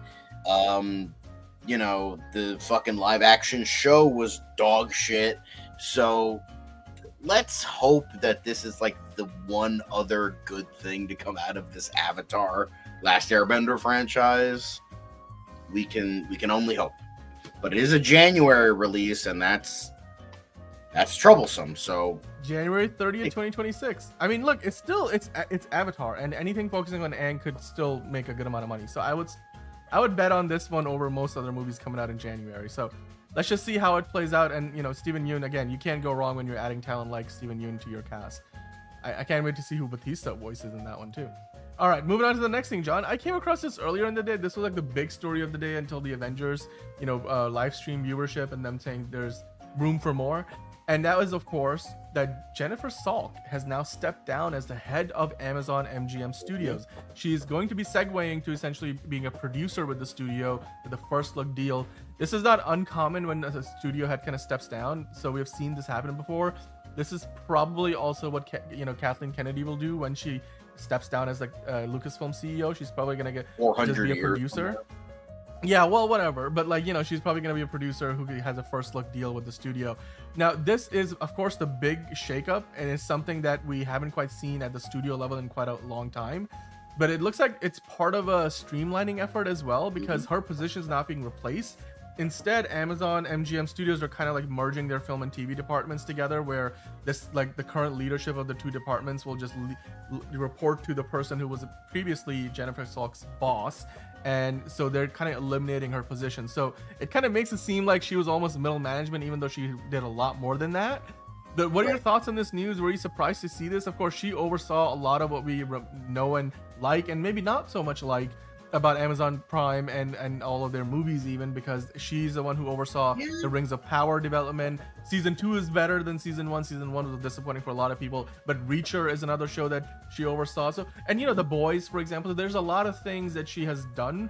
Miss Maisel was also under her stewardship. So what are your thoughts on the legacy of Jennifer Salk, and then also, were you surprised that this happened now at a time when like they're trying to get the James Bond franchise off the ground? Yeah, that's the big thing. I mean, as my friend said, she was the person that gassed up the horrible Rings of Power, and Barbara Broccoli called her a fucking idiot. So, which led to, Blofeld, Jeff Bezos getting that franchise, and now pleasure doing business with you. $1 billion later. So, and I took that personally. So I don't know. I didn't even know who the fuck this chick was. Like, I've actually read a bunch of stuff. She did like a huge op-ed talking about her role and just what she sees for the future of the studio back when they bought MGM. So yeah, no idea who she was. Not surprised. She's like a Peter Safran. I was different. I didn't know this chick existed, so yeah. I don't really have anything to say. Right. I mean, but you know, she, like I said, she's more of that Peter Safran character, like who's a producer and who is facilitating a lot of what you end up seeing on your screens, whether it's in the movie theater or on your TV screen at home. But she's rarely the one making the headlines. But again, I think her leaving is probably gonna have a big impact because a lot of her influence led to a lot of the franchises and programming that we are used to getting from Amazon Prime and Amazon MGM Studios now. So let's see what happens there. Now, speaking of change, of course, Jonathan Majors is looking to change his career path. He has a movie out right now, Magazine Dreams, with Liz told us is an Oscar-worthy performance, but unfortunately, with all this controversy surrounding Jonathan Majors himself, it's not making nearly as much money as it probably deserves, and it probably won't get much awards attention either. However, Jonathan Majors is not just going to rely on that movie alone. He's signed up now for an action movie called True Threat. And in fact, in addition to True Threat, he's also working on an upcoming revenge thriller called Merciless, directed by Martin Villeneuve. So, John, what are your thoughts on the, you know, not just one, but two upcoming projects that Jonathan Majors has got lined up?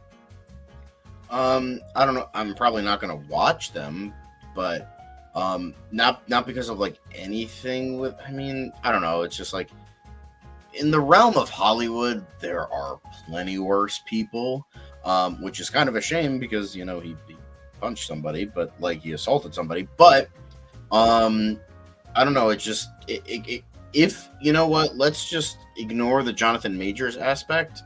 If it looks good, I will watch it. If it doesn't look good, I won't watch it. Simple as that. That's fair. And you know what? That's all we can do. But we'll just have to wait and see when the movies come out. And, you know, like one of you guys were saying in the chat, the Magazine Dreams movie, Caleb, it does hit hard. I would go see it if you guys are interested in just watching a good movie. But if you can't stand Jonathan Majors, then, you know, we totally understand that you wouldn't want to go see a movie with him in it. Now, of course, Martin Scorsese, I mentioned at the very top of the show, is finally getting in bed with the House of Mouse. Of course, the same company that makes amusement park ride movies is now going to be in the business with the man who makes cinema. Disney's deal with the Hawaii, with basically Scorsese, is almost done, and this is going to be that movie that we talked about a while ago, starring Dwayne "The Rock" Johnson, Leonardo DiCaprio, and Emily Blunt. It's a Hawaii set crime epic, and well, it looks like when it went into open bidding, Disney, and more specifically 20th Century Studios, you know, what the former leads Fox, 20th Century Fox, that part. That's a little bit of a misnomer. Yeah. 20th Century Studios, like, yes, it's under Disney, but it's still like its own thing. So. Its own thing. But it's still the House of Mouse at the end of the day. That's he's gonna get a check from ultimately, you know, Disney. So what are your thoughts on this? Are you surprised that Disney's the one, or specifically, you know, 20th Century Studios, the one that came out on top with this package? Or, I mean, is this pretty much inevitable for you? I mean, it's kind of ironic, but like, you know, anybody who's willing to accept Martin Scorsese, sure, I'll take it. Yeah, Apple was like, we are done giving you $300 million after he got 300 from Netflix. Then he got Apple to spend that much. Now he's like, 20th Century Studios? Can I make your next Oscar-worthy movie, maybe? Yeah, I mean, you know, it's... I mean, I just know that my friend is absolutely fucking pissed because he fucking absolutely hates Dwayne "The Rock" Johnson with every fiber of his being. So I'm like, but here's the thing. Like, sometimes a bad actor like The Rock can do wonders under a good director. Like, The Smashing Machine, that sounds good. Like, that has the Safdie, or at least Benny Safdie, who also got a good performance out of Adam Sandler, because Adam Sandler usually does great work in dramas, and see, he's a good actor. So, you know, Safdie got that out of him. But like, if anybody can get a good performance out of The Rock, it's Martin Scorsese. So I'm all for this. You got some good talent with DiCaprio and Blunt. You know, and the fact, like, I think with like someone like Martin Scorsese being on set, I think that'll keep The Rock's massive ego in check. So there's that, because look, Tyler Perry, horrible director, horrible actor. He delivered a good performance for David Fincher. David Fincher's so magical, he can get a good performance out of Tyler Perry. So I think the same thing will happen here. The same thing will happen here. Martin Scorsese will get a good performance out of Dwayne Johnson. I just love the dude. I'm still laughing at. We could have been brothers. You're supposed to destroy them, not join them. And you have the Duel of the Fates playing, except it's bossa nova elevator music. So yeah, totally different vibe. But cinema coming to a theater near you from 20th Century Studios, also the same company, Disney, that makes theme park ride movies, but it's now in the business of making cinema. And Marty Scorsese himself is coming on board. All right, well, moving on to the next thing, John. We got a bunch of posters today from the new How to Train Your Dragon live action remake, and they put out like all these different character posters, and also I don't even know if you want to call these character posters, because you can see that they're showing like different characters and dragons, but they're also kind of showing like different day and night and like different landscape shots. These aren't the only two, by the way. I went to the movie's account, and you got like the terrible Terror, who looks honestly just really cute. And then you have the gruesome Gronkle, who does look a little gruesome, but it's still cute.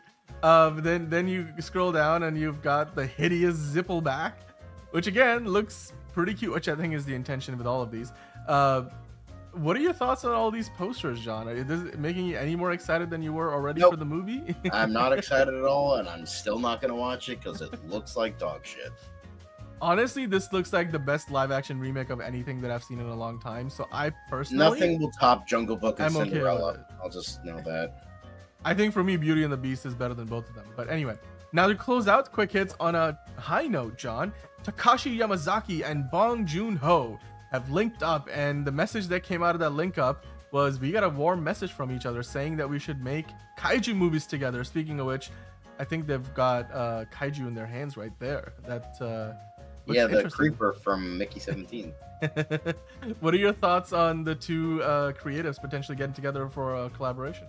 Well, I just came in my pants. Yep, give me all of this. Give me this duo. They need to work on something together, and I want it yesterday. Cinema, specifically Korean cinema. Well, hopefully Warner Brothers is like, hey man, come on back, Bong Joon-ho, bring Takashi with you. Let's do this thing. No, Takashi needs to do Godzilla -1, 2 first. Okay, all right. That was very awkward to say, but Godzilla minus the Two? Godzilla -1 sequel.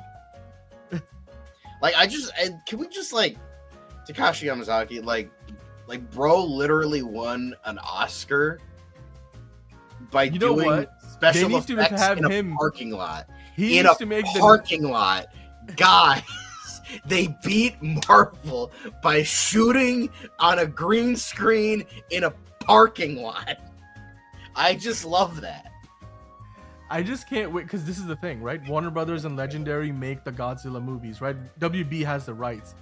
Get Takashi over and have him make an actually good Godzilla movie for once. Come on, I want that. Hey, I like the MonsterVerse movie. They're fun, okay? Silly, campy shit from WB and serious shit from Toho, they can coexist, all right? Okay? I thought it was supposed to be the opposite, but they're... Caleb is like, monster films are cinema, and Enterprising loves it. Excellent. Enterprising, excellent, yes. Excellent indeed. And you know what? With that, we have brought to an end the quick hits for the day. So guys, let us know in the comments down below which of those quick hits were your favorites. Which of the stories are you most looking forward to? And of course, while you're at it, hit the like button. Let us know if you're a subscriber. If you aren't, hit the subscribe button and hit the notification bell so you know when we go live. And with that, John, we now have to move on to the main event of the show as always. So welcome on in to another episode of DCU Daily. As always, you've got lots to discuss. We've got a few stories, from the world of DCU, maybe DCEU potentially, as well as some speculation maybe. So we have lots to talk about. As always, let's do that. John, which of the stories today are you most excited about? Boop, boop, boop. I know no Superman today, no action, no, definitely none, but like I'm still showing off my shirt. I mean, I have a lot to say about the last story we're doing about Victor Freeze. So Doctor. Well, he is a doctor, Dr. Victor Freeze, but he's called Mr. Freeze, not Dr. Freeze. Go figure. Anyway, but that's the one I kind of have a bit to say. So that's the one. I don't know if excited, but like I guess like I'm excited to talk more about that because I don't know if I have anything to say about anything else. All right. Well, you know what? Let's get started then, shall we? This is the best part of the show usually. So, I know you guys have been waiting for this. Let's talk about Sergeant Rock first. It looks like according to IMDb, Colin Farrell has already been cast as Sergeant Rock. Do you believe this? Because to me, IMDb is almost never a reliable source until Jalen Harris is here, guys. He announced it in the So- chat. He's here. We Hello, appreciate you, Jalen. I know you're, but like we're almost done, so just take a nap after work because he said work was exhausting. So we appreciate that you're here, but also like get rest, get sleep. Work can suck. So just take care of yourselves, guys. We appreciate your viewership, but like take care of yourselves first. That's because the thing is, you can just watch it after the fact. It's cool. I know live is fun because you interact, but like I'm just saying, This will be available on video on demand, and you do not have to go into the secret hidden adult section of your TV browser to see it. So you apparently just Dan click onto did. The YouTube. way he's insinuating, he I snuck did in not. there. I bet you snuck in there. I did not insinuate any of those things. But Sergeant Rock, John, do you think Colin Farrell is actually signed on for this, or is this just IMDb kind of jumping the gun? Jumping the gun. I think this is just. I understood that reference. Because here's the thing: IMDb is not like a like vetted by like official people. It's just random people like being like, we heard Colin Farrell was being maybe kind of, sort of, maybe kind of, maybe considered. So we're going to put him into the IMDb. That's literally all this is. Did Jeff Snyder put you up to this? Anyway, but no, it's just like, this is just, IMDb means nothing. Like, because I remember like, oh yeah, Chris Mundy was like, it says on his IMDb. Well, that, again, exactly what Bex Veronica is saying. They, you know, you gotta wait for James Gunn or Deadline, Variety, Hollywood Reporter. Those are the four most trusted sources in regards to all of this. James Gunn is obviously like 100%. Like he's like abstinence. I would say like Deadline, Variety, Hollywood Reporter. Those are like condoms and birth control. Jeff Snyder's like pulling out. Like that's like that success rate is down low. That's not at all. But like, you know, James Gunn is the head honcho. Whatever comes from him, boom. Deadline, Variety, and Hollywood Reporter, those are like the best ones. Those are like 90-ish%. Oh, God, but like everything else is nah. So or IUD. I would say Deadline's IUD, then one of them, then Variety's condoms, then Hollywood Reporter's birth control. So like pills. So like, yeah, that's what I would say. So according to IMDb, where you can, I think it's limbo kind of, okay, that's interesting.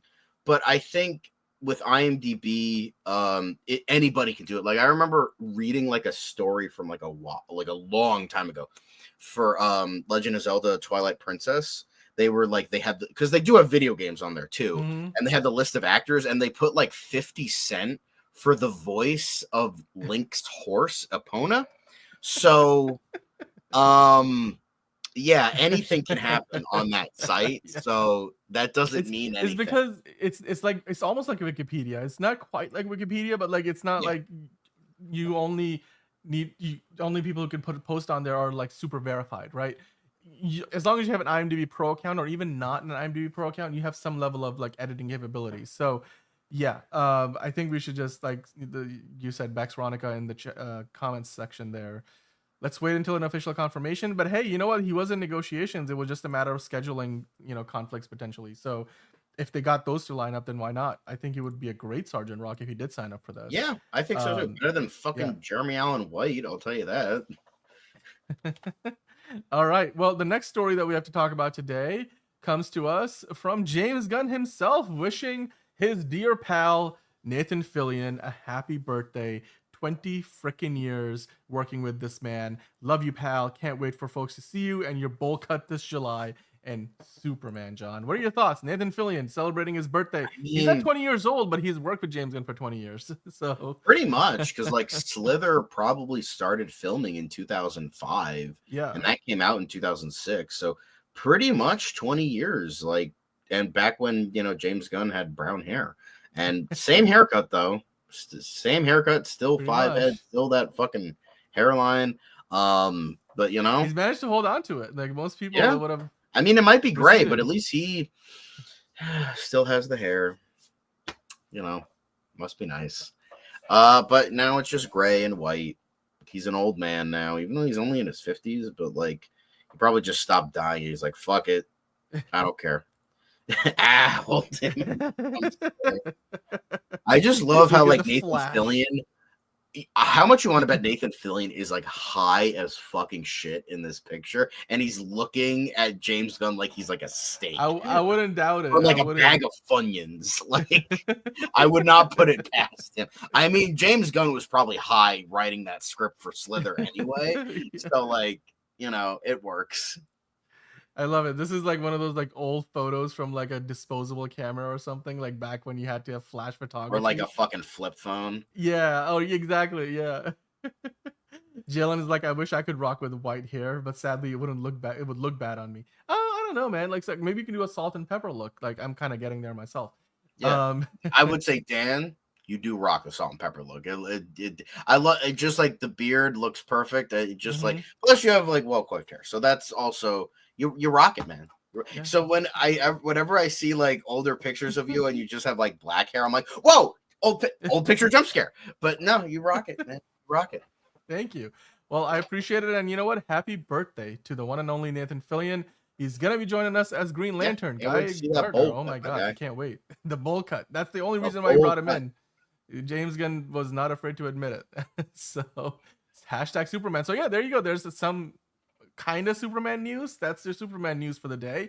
Now we move on to talking about Green Lantern. Another lantern. Going from one lantern to another. From one lantern to another. Now Jasmine Cephas Jones has joined the Lantern show, and it looks like she's going to be playing the younger version of Mama Lantern, aka Jon Stewart's mom, because we already have Nicole R.E. Parker playing the older version, the present day version of Jon Stewart's mother. So Jasmine's gonna be joining the cast in more of a guest star capacity. She won't really feature too much, so probably just in some flashbacks. Right. And if this is again just the latest casting in what is already a stacked unit, where you got Kelly MacDonald, Garrett Dillahunt, Poona Jagannathan, Ulrich Thompson, Kyle Chandler, of course, Aaron Pierre himself. And now we have basically, if you add in Jasmine, you've got 4 people playing Jon Stewart's parents alone, not to mention every other name that I brought up. John, what are your thoughts on this news, and how do you think this impacts the show? Does this, again, give you a better idea of how much family development are we going to have here for Aaron Pierre in the show? I think, I think this is really interesting. You know, we're like, as we were saying a couple days ago, we're really building out like what this means in terms of Jon's character. Like, does it mean like it's going to be like a generational thing of like maybe his father was considered for the Lantern Ring, but for some reason it went to Hal, or like he, you know, or like something else like prevented him from being part of the Lantern Corps or something. That could be like an interesting little twist, I guess. Because I think that would bring in an element of like, because like what else would they be kind of adding to the parents? Like mainly the younger versions. Like obviously the older versions, there's like some guiding light, maybe like guiding light, but between like, you know, Jon and his parents, because like that's like definitely an like an important thing to do if you're doing something like kind of newer with this, since his parents don't really have like a element in the comics. Like they were not there like when he was introduced, and then they were kind of there in the New 52. So I would be a Red Lantern, especially with my rant from today. I would definitely be a Red Lantern. God, I don't think I've seen you that angry about anything on this since show. Like Jurassic League. Like that was even like that. I don't think you shouted at that high of a like pitch and tone. Like, yeah, my dad had to be like, "Yo, bro, shut the fuck up." I'm probably gonna go upstairs and be like, "What the fuck were you yelling about?" I'm like, "Warner Brothers is making me angry, Dad." All right, goddamn. But yeah, I think this is. But here's another element that's actually kind of interesting. If the name Cephas Jones sounds familiar, is because she is the daughter of Ron Cephas Jones, who was in not one but 2 superhero projects. He was in the first Venom, and he was in Luke Cage. So, and unfortunately, okay. he passed away 2 years ago. Great actor, absolutely amazing. Like whatever he wasn't like a hugely known name, but like what he did, he understood the assignment. Yeah. So I think that's I don't know. It's like kind of nice to see, like, you know, I know Nepo baby, all that shit, but like, you know, he wasn't that. It wasn't like, you know, Dennis Quaid and Jack Quaid. Like Dennis Quaid was a huge star. Jack Quaid's, you know, big Nepo babies thing. But like here, he was a smaller actor, so I don't know if this really means anything. But it's kind of interesting how like he was in some Marvel projects, and then, you know, she's being in a DC project. I don't know. I think that's like kind of like a cool thing. I hope she does well in this. I don't know if she's going to have that big of a role. She's probably going to be around for maybe an episode, maybe two, Maybe a couple. but I haven't really seen interesting choice. Well, it would be more the White Lantern because that's all the colors combined, because that's what happens. All the colors of light. Yeah. But yeah, I hope she does a good job here, and I'm really intrigued with how this will be part of the overall story in regards to Jon Stewart. So yeah. Also, I think Caleb making justice for Jurassic League. You're just trying to trigger John. But Enterprising, I think, making a good point. It's starting to feel more and more like, at least if you just go off the casting news alone, that this show is firmly being set up as just Jon Stewart's origin story. Like, and everything else is there to service that central idea. And when you look at the photo that they've put out so far, that one photo, I didn't realize that. I thought this was going to be more of an ensemble, like a buddy cop thing, and it could still be, but it's starting to look just more and more like this is going to have a heavy focus on Jon Stewart, because we haven't heard of nearly as many actors playing, you know, people related to Hal Jordan as we have for Jon Stewart. So, hey, let's just see how much we get into it. For all we know, like you said, maybe we just get a handful of flashbacks just to give the character a little more backstory.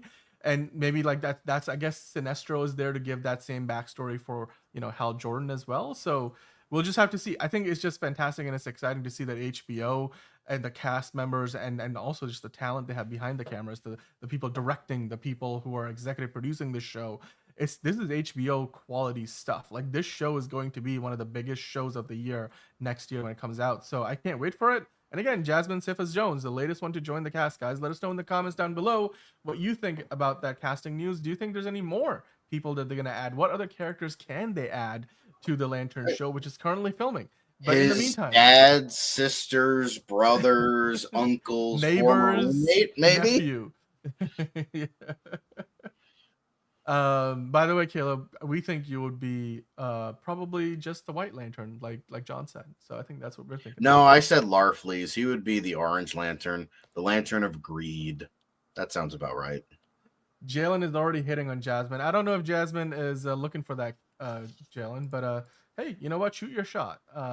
That's all we can do, I suppose. And then get a restraining order. There you go. Exactly. Now, speaking of restraining orders, I hope Mr. Freeze doesn't get himself in too much trouble, because Giancarlo Esposito wants to jump ship from Marvel and come over to the DC side of the universe and join in a much more iconic capacity, I suppose. Because if you're talking Sidewinder versus Mr. Freeze, I think most people will look at you and be like, who the hell is Sidewinder? Mr. Freeze, on the other hand, allow me to break the ice. I can't do the accent right now. My voice is allow me down. to break the ice. There, I should get that sound effect.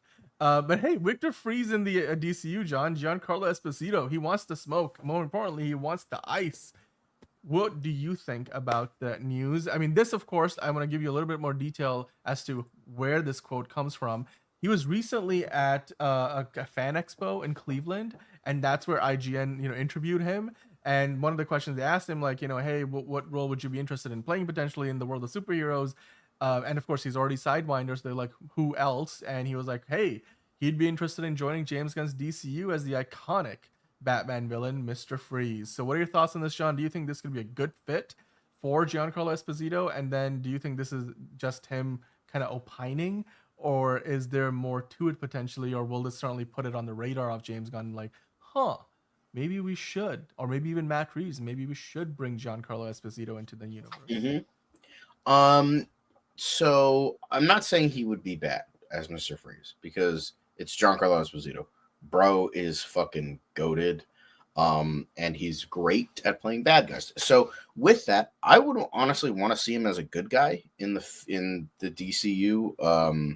I don't know who that would be. Maybe like an older character, maybe like a supporting character. Because I don't know. We've seen him a lot of villain roles from him, and he's kind of typecast as that a little bit ever since Gus Fring. But I mean, I know he's great at villain performances, but I think it would be nice to have him in a hero role. However, if he is wanting to stick with villains, I think he would be good as Mr. Freeze. However, I've always championed for Giancarlo Esposito as Hugo Strange. I think that is just way more perfect for him because he's kind of that. He could definitely bring in a new edge of like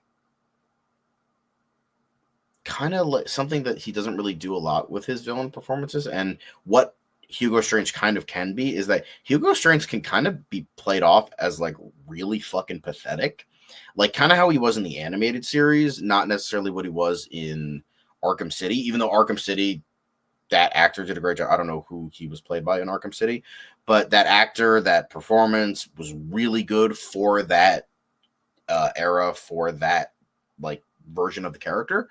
But honestly, I like him kind of more as like the Weasley little fucking douchebag that like manages to figure out that Batman is Bruce Wayne. So honestly, like, and the thing is, he might be like Weasley, but he's also like really smart. But so he can do smart really well. But I would love to see him as sort of like this more like kind of pathetic villain who can like run circles around a lot of people with his intelligence, but also is just like a dirty little fucker. Like he's just that I would love to see him kind of do it like that, or he can do more of the sophisticated Hugo Strange from, Arkham City, and other such portrayals that follow that type of character. But honestly, I think Hugo Strange would work better because it's just like I think he can do the intimidation factor, but he could also do like the more like nasally kind of weasel that can also be that character. So yeah, I think he would fit better in that respect. But Mr. Freeze, would I hate it? Fuck no. I think he could do it. What and the dinosaurs? The Ice Age. Yes. But I think like with how he can do it, like I know we're tired of villains becoming anti-heroes and having sympathetic villains. I know we're saying that, but Mr. Freeze, he was like that from like he wasn't like that from the beginning. He was like he was originally called Mr. Zero, and he was like a very much a stupid kind of Silver Age villain where he's like, I'm good, like kind of like what Arnold Schwarzenegger was in Batman and Robin. But it was Paul Dini and all those guys that made him kind of the he was working on a cure for his wife. Like they brought the wife backstory in, they made him this sympathetic character. So then he became like this kind of layered character, and that's what he has been since that iteration.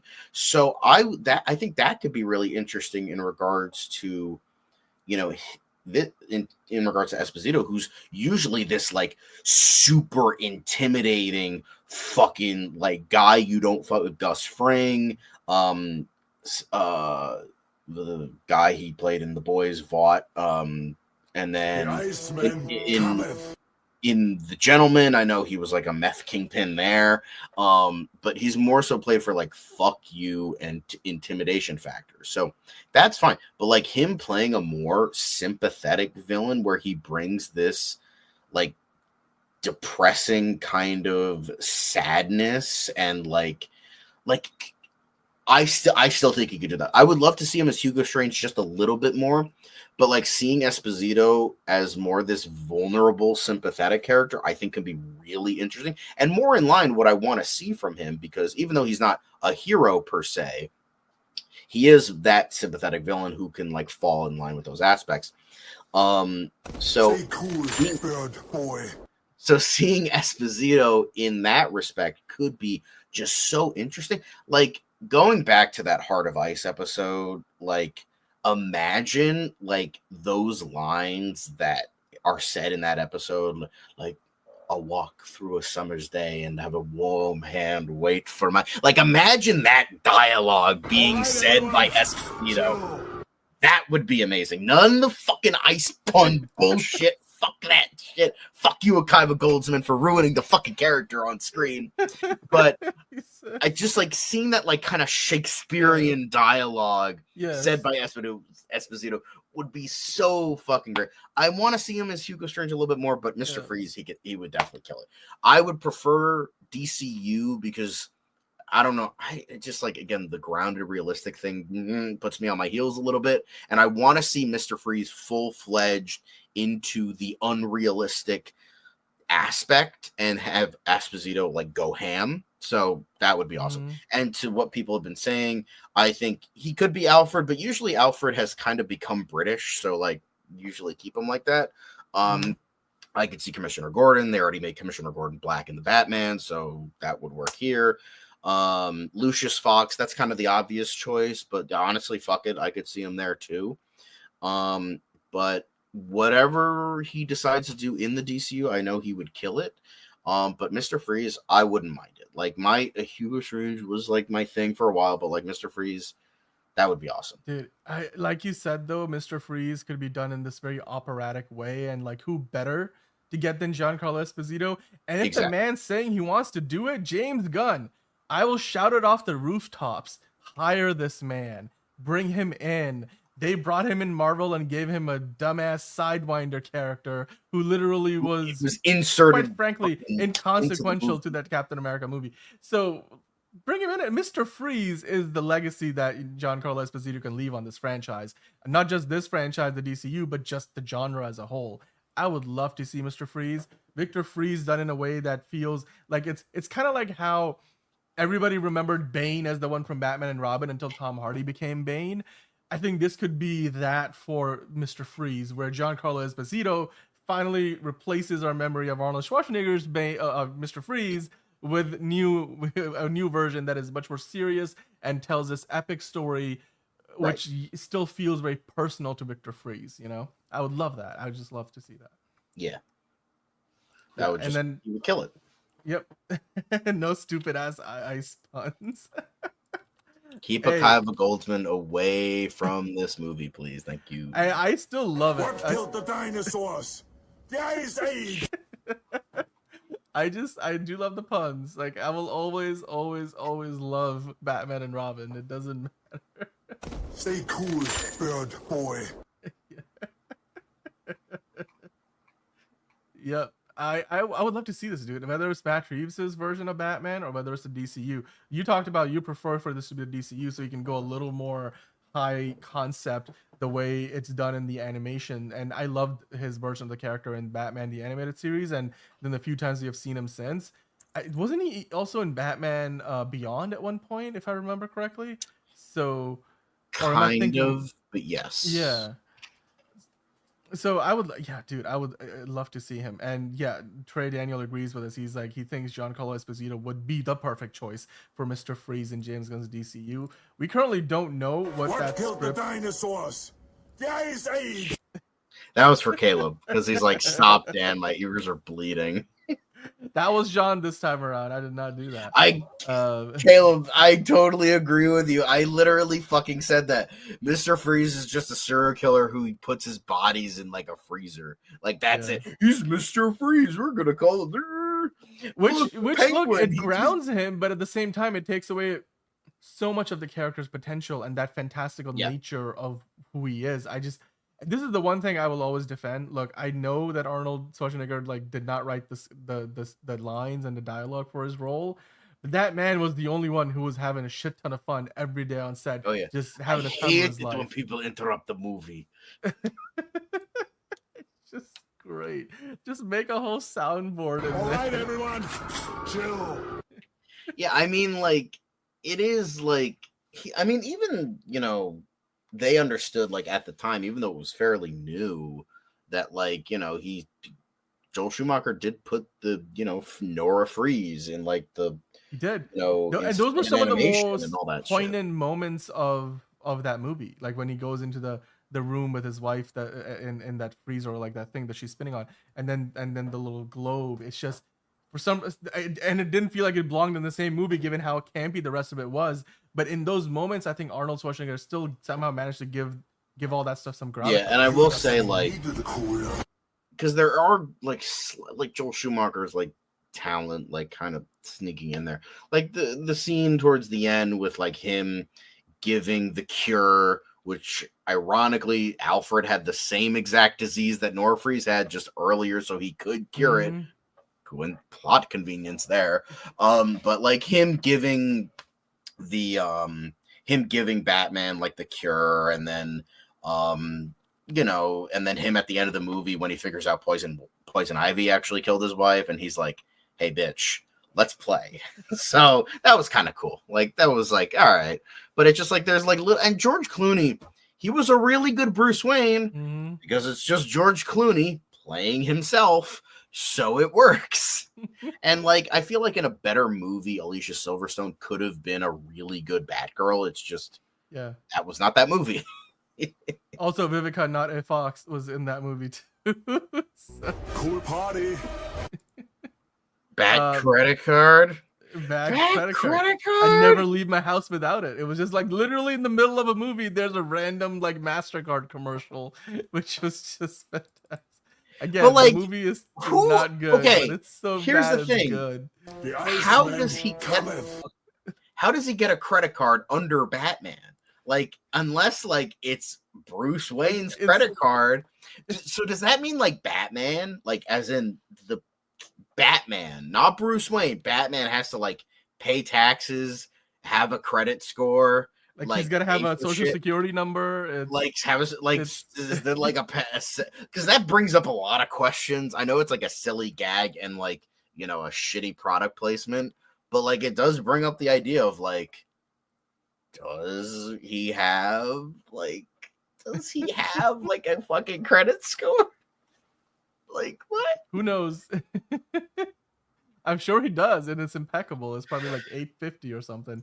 But I mean, Trey Daniel with a fantastic question. I think we can probably end it on this one here, saying, I think Giancarlo Esposito playing Mr. Freeze in the DCU is probably way better than even playing Professor X in Marvel.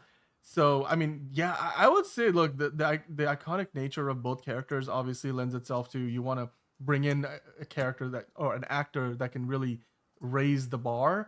And, as Giancarlo Esposito would do that for both franchises. But given that he's already Sidewinder, I don't think he's going to be Professor X. Yeah, Mr. Freeze. You can't go wrong there. And the fact that he wants to do it, look at the photo. He's already got the glasses. Just imagine the rest. We already have him in the thumbnail. Like, just color them red so that it's right there. Yeah, it's exactly. I would love it. This is probably like one of the most underrated, like low-key best. Like no, not low-key things. Mr. Freeze. We're not talking about Marvel now. But again, this is like one of those things where we see actors saying, I want to play this character, I want to play that character all the time. This is one of those rare moments where I'm like, you know what? Yes, give it to us. This would be perfect. Fan casting, hell, actor casting, just do it. Like, get him the role. Give him the role. I think the only thing at this point that's probably standing in the way is the fact that I don't think we're getting Mr. Freeze in either the Batman Part 2 or Batman Brave and the Bold. So it would be probably whatever the next Batman project after that is, unless they decide to give him his like own solo movie, which I wouldn't mind seeing it. He's one of those rare not rare Batman villains, but he's one of those few comic book villains in general where you can really empathize with his pain and like some of what drives him. So I think if they decided to give him his own solo movie, I'm like, somebody come up with a fantastic script and pass it along to James Gunn, or maybe even, we can do this as the second Batman movie in the DCU, or potentially the third The Batman movie from Matt Reeves. But hey, for all we know, we might be eating our words in a few months and find out that indeed the next Batman for Matt Reeves does feature Mr. Freeze. So who knows? The possibilities are out there. But I just remember that Giancarlo Esposito, I want to believe, John. I want to believe. we should have that music somewhere. Yeah. In our Like, soundboard. especially if like I get into like conspiracy theory, John, of like what I think is like a casting or like what they're gonna do with a movie, we could start playing that music. We might get like demonetized, but like worth it. We would totally. I would, dude. It's just every time it's the nostalgia is real. That was, It puts it me was a great right in fucking. that I mean, mindset. the last couple seasons were not that great, and the fucking newer seasons of like 10 and 11 The Iceman cometh. were not I that didn't mean to great. play But like, that one, but you know, no, I will say though that the revival had its moments. The revival had its moments. I heard it was And terrible. No, it wasn't terrible. It was mixed, but it had some good episodes in there. And look, as far And as didn't they Giancarlo, bring back the smoking man, even though they fucking I got it. I figured it out. didn't they bring back the smoking man, even though they literally fucking blew him up in the last that episode? part was a little hard to believe that the guy just doesn't die. And also, the actor's so old. He looked so pruned. I'm like, I can't believe this guy's still like survived after smoking like 10 packs a day. So I don't know. Yeah, like I don't know. he like was literally blown up, and they're like, "Yep, here he is." Because like to avoid that, they blew him up, and then they fucking brought him back anyway. It was kind of like what happened with like the Lost World Jurassic Park, as in like the book, The Lost World, where because in the original Jurassic Park book, fucking Ian Malcolm fucking died. Like he died. And then he's brought back in the sequel book, and he's like, the doctors did great work. And it was like, that was it. That's like the only explanation we ever got of that. So it's like, all right, cool. It's Jeff Bloom, you know, you can't mess with the Bloom. It's great. But hey, do you think he could be Brainiac? Maybe that could be another option. I guess visual. Well, I don't know. I mean, I'm sure he would do a great job if that was indeed what they gave him to do. But Giancarlo Esposito obviously wants to play Mr. Freeze, so I suppose that's the direction they would want to go in. Yeah. Look, enterprising. I think that's another great idea. I just don't know if maybe we get Brainiac in the next Superman movie. One can only hope. So yeah. But hey, Mr. Freeze. Oh my God, Giancarlo Esposito as Mr. Freeze. That would be amazing. Thank you guys so much for another fantastic show and joining us in the chat live. It was fun. It was fun. Not a lot of DC news today, but the stuff we got was pretty significant, and I think we had a pretty good conversation around it. Of course, if our dreams do come true. Not enough. Guys, send in your comments. Send in your comments so we can show them on the show. Yeah, drop your comments down below. Let us know what you think about Giancarlo Esposito playing. He wants to play Mr. Freeze. Should he be the one to take that role on? Talk about your mom's spaghetti. I don't know. Mom's spaghetti. Yeah, absolutely. But we love mom's spaghetti. Weak. Palms are sweaty. Talk about it. It's cool. We don't mind. Yeah, tell us about your Avengers, Infinity War, Endgame. Tell us about Doomsday, your X-Men. Secret Wars, X-Men. Yes, since Professor X is no longer going to be played by, or I guess it was never going to be played by Giancarlo Esposito, and he wants to come over to DC anyway. Who would you like to see play Professor X? Trey wants to bring back the guy, what's his name? He was in the agency. Huh? Not well. Yes, James McAvoy. I was thinking of actually the other one, the Magneto. Who played Magneto? Stewart? No, Magneto played by the recent version. Michael Fassbender. Michael Fassbender. He is in the agency. Why am I forgetting his name? He's got a cool name. Fassbender. That could also be Just remember, a hero name. It's 3. Yeah. Get that one right. Come on, man. He could have saved your life.